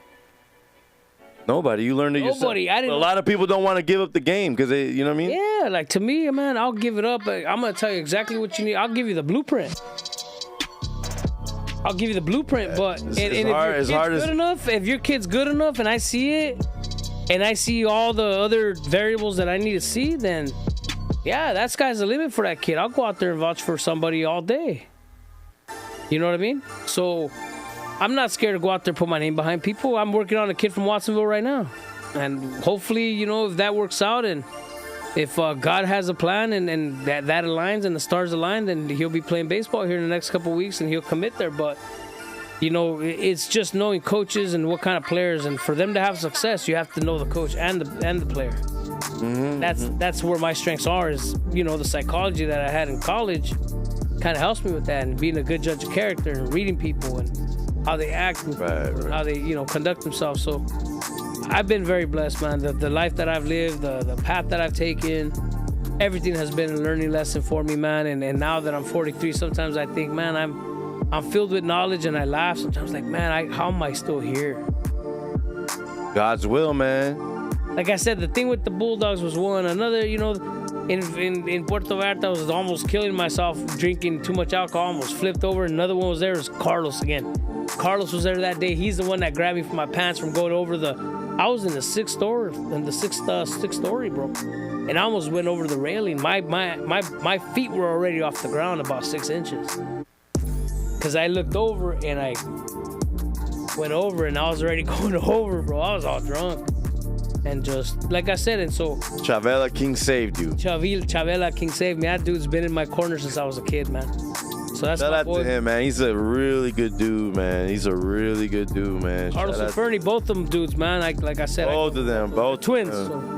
You know, one of them, I believe he's highway patrol. Right? Nah, he's back at the restaurant. Because I'm trying not to be like a police cadet or something, but I'm like, yo, like, if you're like, that's if there's anybody that I'm cool with being cops, it's like cool people that are gonna do right and just want to see their community be better. Mm-hmm. You know, there's people who get into law enforcement for the wrong reasons, and then there's people who get into law enforcement for the right reasons, which is they just want to see their community a better place. You know what I mean?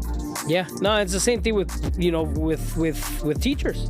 Yeah. Period. You think you're getting in there, you know, for a reason, and then you're disappointed because of the amount of BS you see, and people just say, you know what, I'd rather not deal with it. That's why it's hard. A lot of people don't have the skin in the game for this to be able to take this long fight. We were fighting the superintendent for 3 months before she folded. But we put the ball in her court. She wanted 3 months. Perfect. I'll give you the 3 months. Let me gather some more information about you. So that just worked in our favor. I mean, I bet. That's what she gave me the opportunity. And the odds be in your favor. So, you know, I when it comes to my people, man, stay away from my people. Don't mess with our kids. I'm saying it live. I continue to tell you at open board meetings, do not mess with our children. Leave them out of this. They're pure. And everybody in our community stands the same way. So I've told people and I've warned people, don't bring that to our schools. We respect their community, but there's a line. And that line stops when our children are you know, being taught this stuff in the classroom. I think if we're going to do something high school age, is perfect. After 15 years old, maybe when they're juniors and seniors, let them take an elective class. They want to learn about that's cool. But let's offer other classes too, right? Not just single everybody out and, we got the special group. There's everybody's special, right? Get the math, get the English right. Those are the subjects we need to become successful. To be those, you know, those electricians, to be... And that's another thing. We stopped learning about trades, so everybody's trying to be astrophysicists and doctors and all that, go to college, when not, you know, we all got different learning styles, all are different. You know, some of us are meant to be plumbers make a lot of money. Mm-hmm. Some of us are meant to be plumbers, electricians, they make a lot of money. Mm-hmm. Some of us are meant to do all that different type of stuff. Not everybody's meant to be a college valedictorian. You know what I mean? I know a lot of people who went to university and dropped out and then ended up like just going to a trade school and being happier, you know? Mm-hmm. So. Yeah, no, for reals. And it just depends on the path you take. And I was able to get out of Castroville via going to school at Fresno State. I had just gotten into some deep trouble that summer, got myself into some trouble. I said, I gotta leave. If I don't leave, I'm just gonna continue to just, who knows? Who knows? That's what I'm saying, man. And I had the opportunity and paid the price and paid my debt to societies, and I'm still here. I'm still here to talk about it, man. And like I said, I want to be able to help and give that voice to everybody out there. It's so much fun to figure things out. And I think that's what my biggest challenge is, being able to figure things out. Whether it's a school district, whether it's baseball, it might take some time, but I'm going to figure it out. I'm going to catch you doing something slipping. And with the help of other people, we were able to get that done. So I don't take credit by myself. I don't like to hoot and, pound my chest. And I just do what I feel is right for the majority of the people. And everything I've ever done has all been through the heart. So I'm right there. I try not to make bad decisions when it comes to that and who you affect in your community. But you got to make the right choices. Nobody wants war. We want peace. I want peace. Right? What's going on in the Middle East, I mean, it's something that's inevitable. It's been going on for years. Everybody just needs to stay in their lanes. The Israelis need to behave. The Palestinians need to behave. And it's been going on for years, but there was no war when Trump was around. You know what I mean? And it's just, everybody has... It's hard to speak on certain political things because... You know how people be, you know what I mean? So, but yeah, you're right. I definitely, people are trying to make it seem like you have to choose one side. Like you got to be, if you don't want to see Palestinians killed, you're anti-Jew. But if, you know what I'm saying? Or if you don't want to see Israelis killed, then you're fascist, which is stupid. I just don't want to see people die. Exactly. I'm a God-fearing man, and I want people to be okay. I want people to be. That's exactly what I want too. Like, I don't give a shit who's got religion, who's better, or whatever. These people need to get it right, and that's the only people that are gonna make changes. Not anybody else out here protesting and doing dumb crap out here in the States. That's not gonna help the cause. People, the videos, and people want you to act a certain way. They want to get that reaction out of you. Why do you think in my community we really don't talk to the media? Because the media will spin everything out of control. But you'll always hear they already want a certain narrative coming out of this area. Exactly. Castro's already got a certain narrative. So when they're out there fishing for their stories, I tell my people we can't go out there talking to these people because they're gonna spin something out of control. They're not on your side. Nah, definitely not on our side. So I try to keep there to sell a headline more than they're there to help seek the truth. Yeah.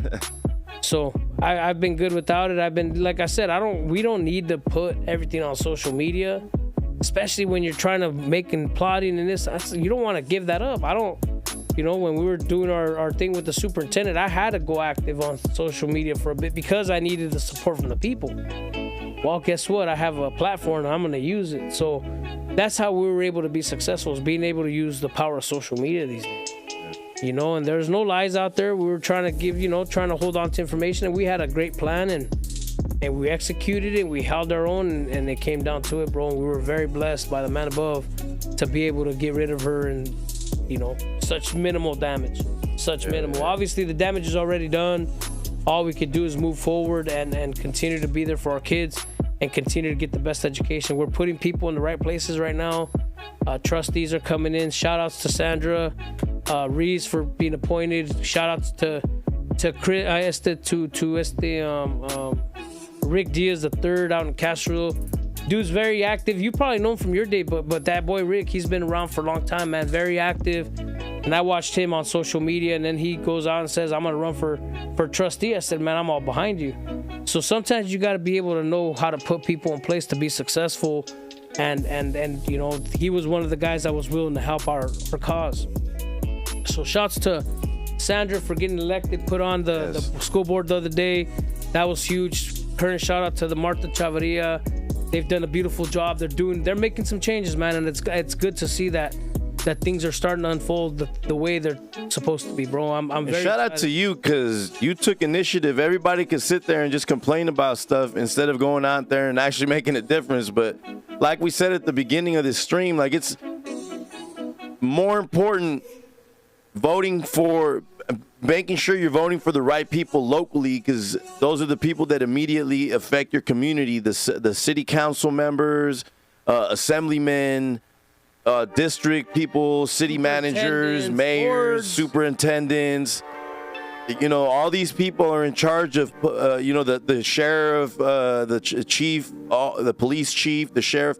All these people are in control with how your community functions, from the education to the policing to the way that the community just, living together in a place is, it's like, they say it takes a village, and if your village is full of corrupt dirt bags, then obviously that's going to reflect in the way that people from that community are coming out of there. You know what I mean?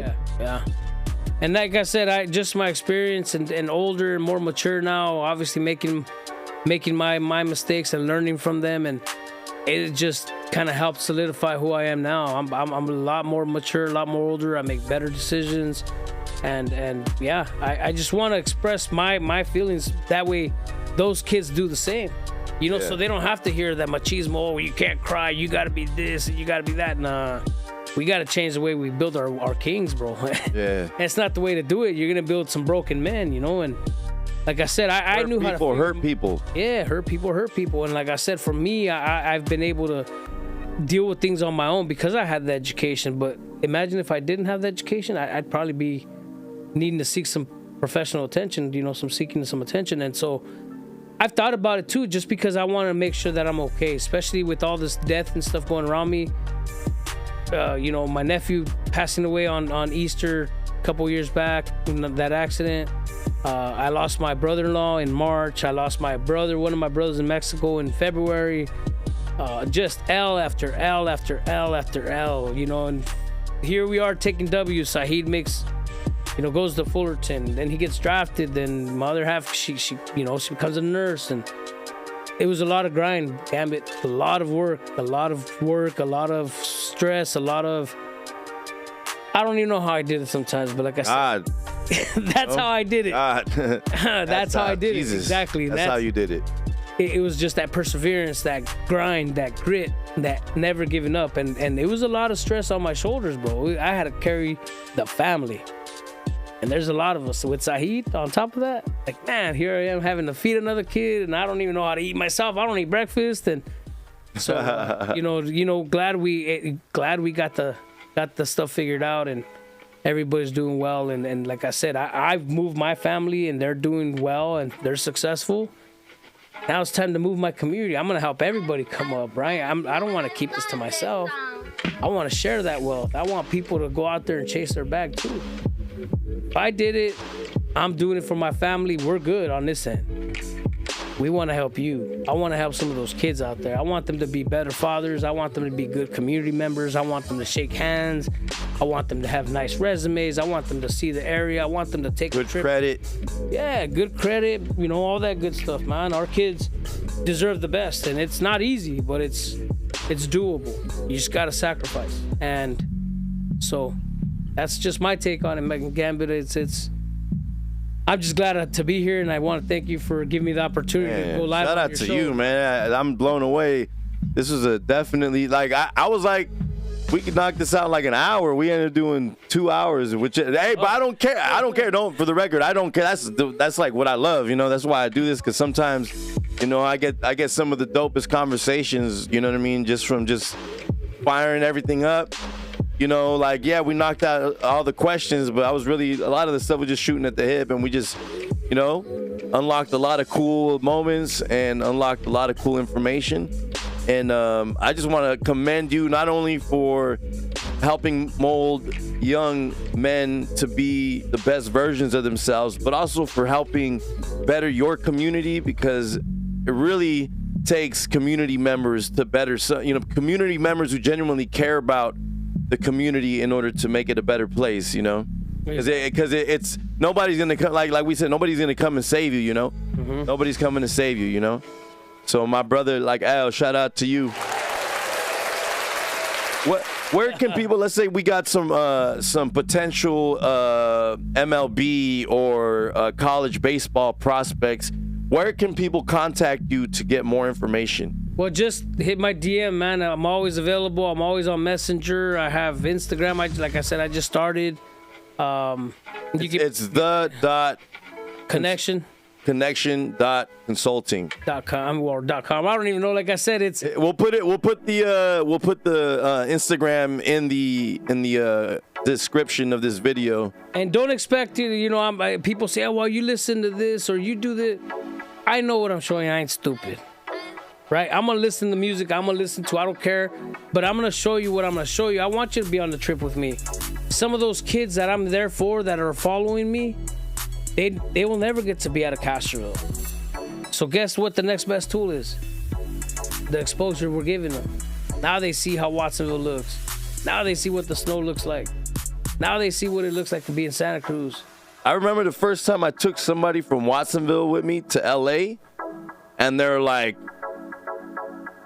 blown away, because they're thinking that there's gonna go there and every Mexican's gonna know that they're from up here and there's gonna be issues. I'm like, bro, nobody's gonna even give a fuck. Nobody's gonna give one fuck about who you are, where you're from. Like they're funking with themselves too much for them to even give a fuck about you. Even realize, oh, somebody from up north here. Like they don't care. Say that's for a small town, right? Yeah. And we were walking downtown in the callejones. And, you know, some dude had a crazy A. He was from the avenues. He had a crazy A tatted. And my boy's like, see that dude with the crazy A on his, he's from Avenidas. And da-da-da. I'm like, bro. And he don't know who the fuck you are, bro. He don't know who the fuck you are, where the fuck you from. He doesn't care, bro. He doesn't know. It does not even matter, bro. But that's just how it is, you know. That's how it is. Like when you're so acclimated to living in that type of environment, and then you go somewhere where you don't have to worry about it. Yeah. You know what I'm saying? And it's a little different. That's why I say I go everywhere, man. I don't give a crap what people say, what they see, they tattoos, whatever. That doesn't. You think people give a shit about my tattoos? They don't give a hell about no tattoos. Anywhere you go, man. I just learned to shake hands with everybody. Just like I'll shake hands with the CEO, I'll shake hands with the janitor, bro. I was a janitor. I was one of those guys. So I've been at the bottom. I know exactly how it is. And I've been at the top, too. I know how that is, too. I like being right in the middle. I don't care about the titles. Just pay me my money. That's what I tell people. Don't give me the titles. Give me my money. Well, Al, my brother, thank you for sliding through. You got any final words for the people? I stand with peace. Everything that's going on in the Middle East, like I said, I gave you guys an opportunity to see and feel and hear my story where I shouldn't have been here today.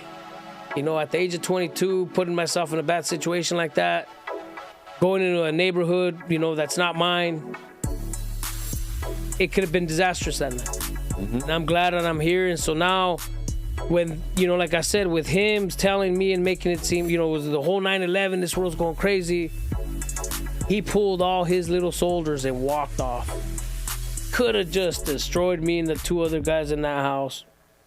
But he had sympathy for us and said, this is not going to happen. After this is going on, people are dying, flying off planes. And he was probably a part of him's like young Chicano guys going to college. Why would we ruin they're trying to not do this. Yeah, and here we are bringing it to their doorstep. Yeah, whatever it was that day for him to change his mind and not kill us, or whatever it was that they were there for, I'm here to speak about it. And that's why it's important right now within these times for us to stand for peace for both sides. Love, right? Man. All love, all peace on both sides. I know that the Holy Land, I've heard it all. Right? This is a 300-year-old battle. Thousands and thousands of years, but more in the last couple before of years, Jesus. Right? So yeah, the last 75 years has been, they call it the modern Israeli conflict. I think that's what it's called. Mm-hmm. But before that, I mean, since biblical times, mm-hmm. literally they've been beefing. And so, like I said, it's unfortunate that they can't just all get along. Everybody deserves theirs, and if you know. The thing is, I also heard a rumor that there was in the middle of a peace treaty and this has been like Hamas Instigating something? Yeah, instigating something to call off the peace treaty. Well, let me tell you this. The people, the gangs are bad. Gangs are this, gangs are that. Man, during times like this, gangs, they do their thing, but for a lot of times, they serve their purpose. Oh, no, I agree with that, You too. know what I mean? People got mad at me for saying that on Facebook. It's true. It's absolutely true. They get rid of the pedophiles.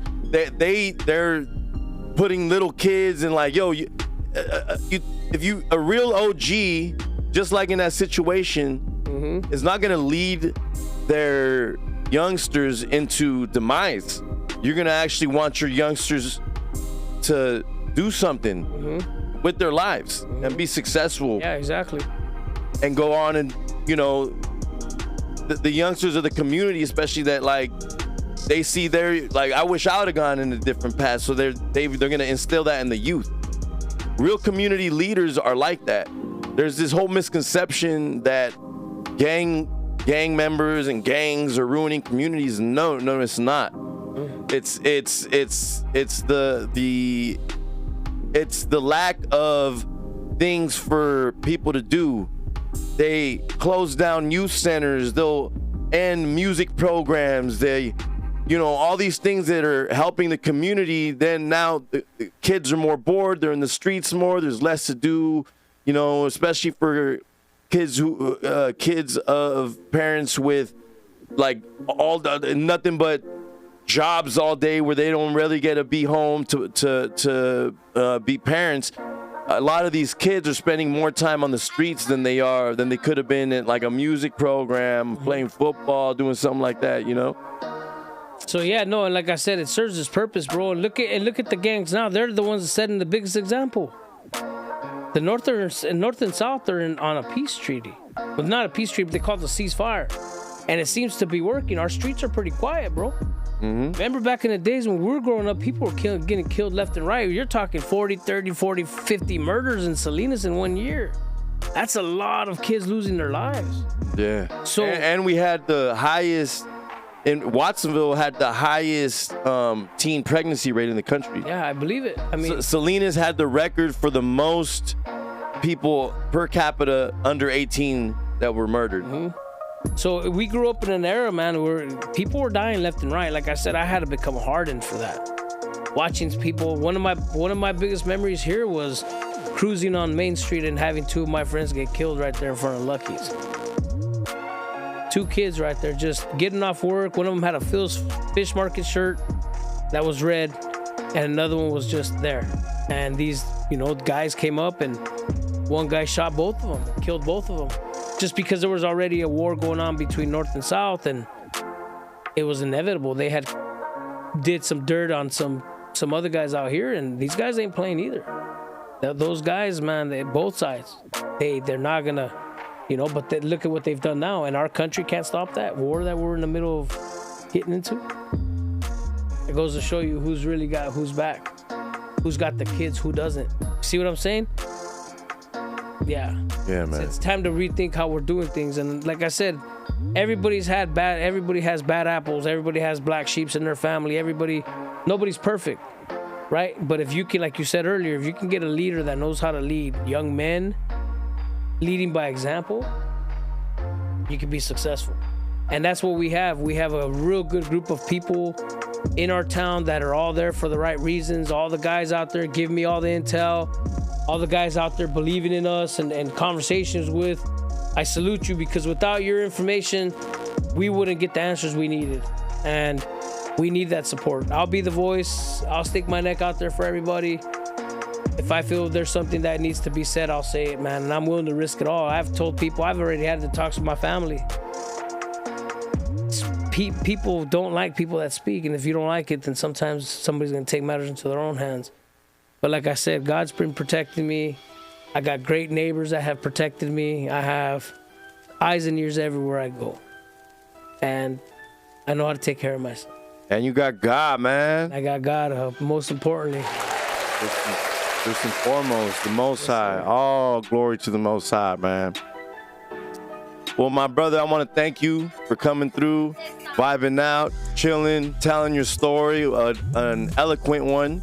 And, man, please keep being great. Please keep helping these young kids. Please keep cleaning up your community and doing the most for the right reasons. You know what I'm saying? Yes, sir. God bless you and your movement, brother. And I hope it pans out in the most best way. And, yeah, I'm going to keep praying for you. Keep, you know what I mean, rooting for you from the corner. Like, you know, anything I can do to help. No, yeah, I remember you from your active days too, man. It's not like I'm speaking to somebody I don't know, man. I've been watching and knowing Gambit for a long time, and his community involvement and how you always gave back and doing the rap shows and always doing the things for the community of Watsonville, man. We definitely appreciate that, and I definitely remember. So Gambit, flowers. Appreciate you, my brother. You know what I mean? I remember all that. So, you know, you learn from each other, man. And how is this guy doing this with this community? And Castroville is a big enough community, bro, to be able to make some big impacts. It's small enough, but it's small enough to make big impacts. Yeah. See what I'm saying? Yeah. I get, you know, 3 or 4 people, they do their job and they teach 3 or 4 people. Remember that. Yeah, each one teach one. Each one teach one. Teach one. You guys were all about that back in the day, and so that's what I'm about, man. I continue to push that message. Each one teach one. Maybe I'll teach 2 or 3. Yeah. It does take a village. Each one teach one. So. Well, my bro, shout out to you. Big Chili baseball. It's in the works right now. You know, we got something planned, and I'm really excited about this new opportunity and whoever chooses to be a part of this team and what we do forward. It's going to be a lot of traveling, a lot of this, a lot of that, but I'm really excited to be able to show and showcase my next project. Something that I've been dreaming about for a long time. I'm very excited. So definitely tune in. Message me on Connection Facebook. Consulting. Yeah, he'll get it all taken care of, all the cool stuff. Follow me on Instagram. It's my business page, but it's also my personal page for now. And hopefully one day I'll have all the bells and whistles. I'll have everything connected, and we'll do the whole thing the right way. And that's what I'm aiming for. So hopefully in the next like I said, anything, if I can make it possible where I roll with you, if I'll be your little on-air personality person, you know what I mean, interviewing the coaches and doing all that stuff if you need me to, you know what I mean? Sounds like a plan, man. Just let me know. We can get it done. Okay, sounds good. Yeah, we figure out something, plan to facilitate it, make something happen. But Al, again, thank you for coming through, my bro.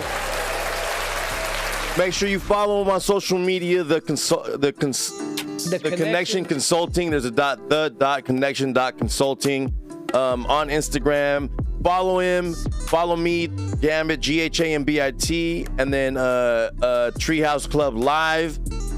Click like and subscribe. Thank you to everybody in the comments. Our moderator Rice was in the house tonight. My homie Sammer. Shout out to everybody who was in the comments chopping it up with us. God bless y'all. Big love, big vibes, big blessings. This has been Treehouse Club Session. Yes, we'll be out here. Big vibes, y'all. Thanks for having me, man. Thank you, my bro. Remember, we'll be streaming Wednesday, No Filter podcast, and then I think I'm doing a Treehouse Club Live podcast at some point this week. But keep up, follow hit the notification bell so you guys get all the notifications when we're going live. But yeah, this has been Gambit, aka Tequila Daddy, aka Drip Lord Moons. I am your host. I'm gonna catch y'all next stream. Big love, big vibes, big blessings. Thank y'all for tapping in.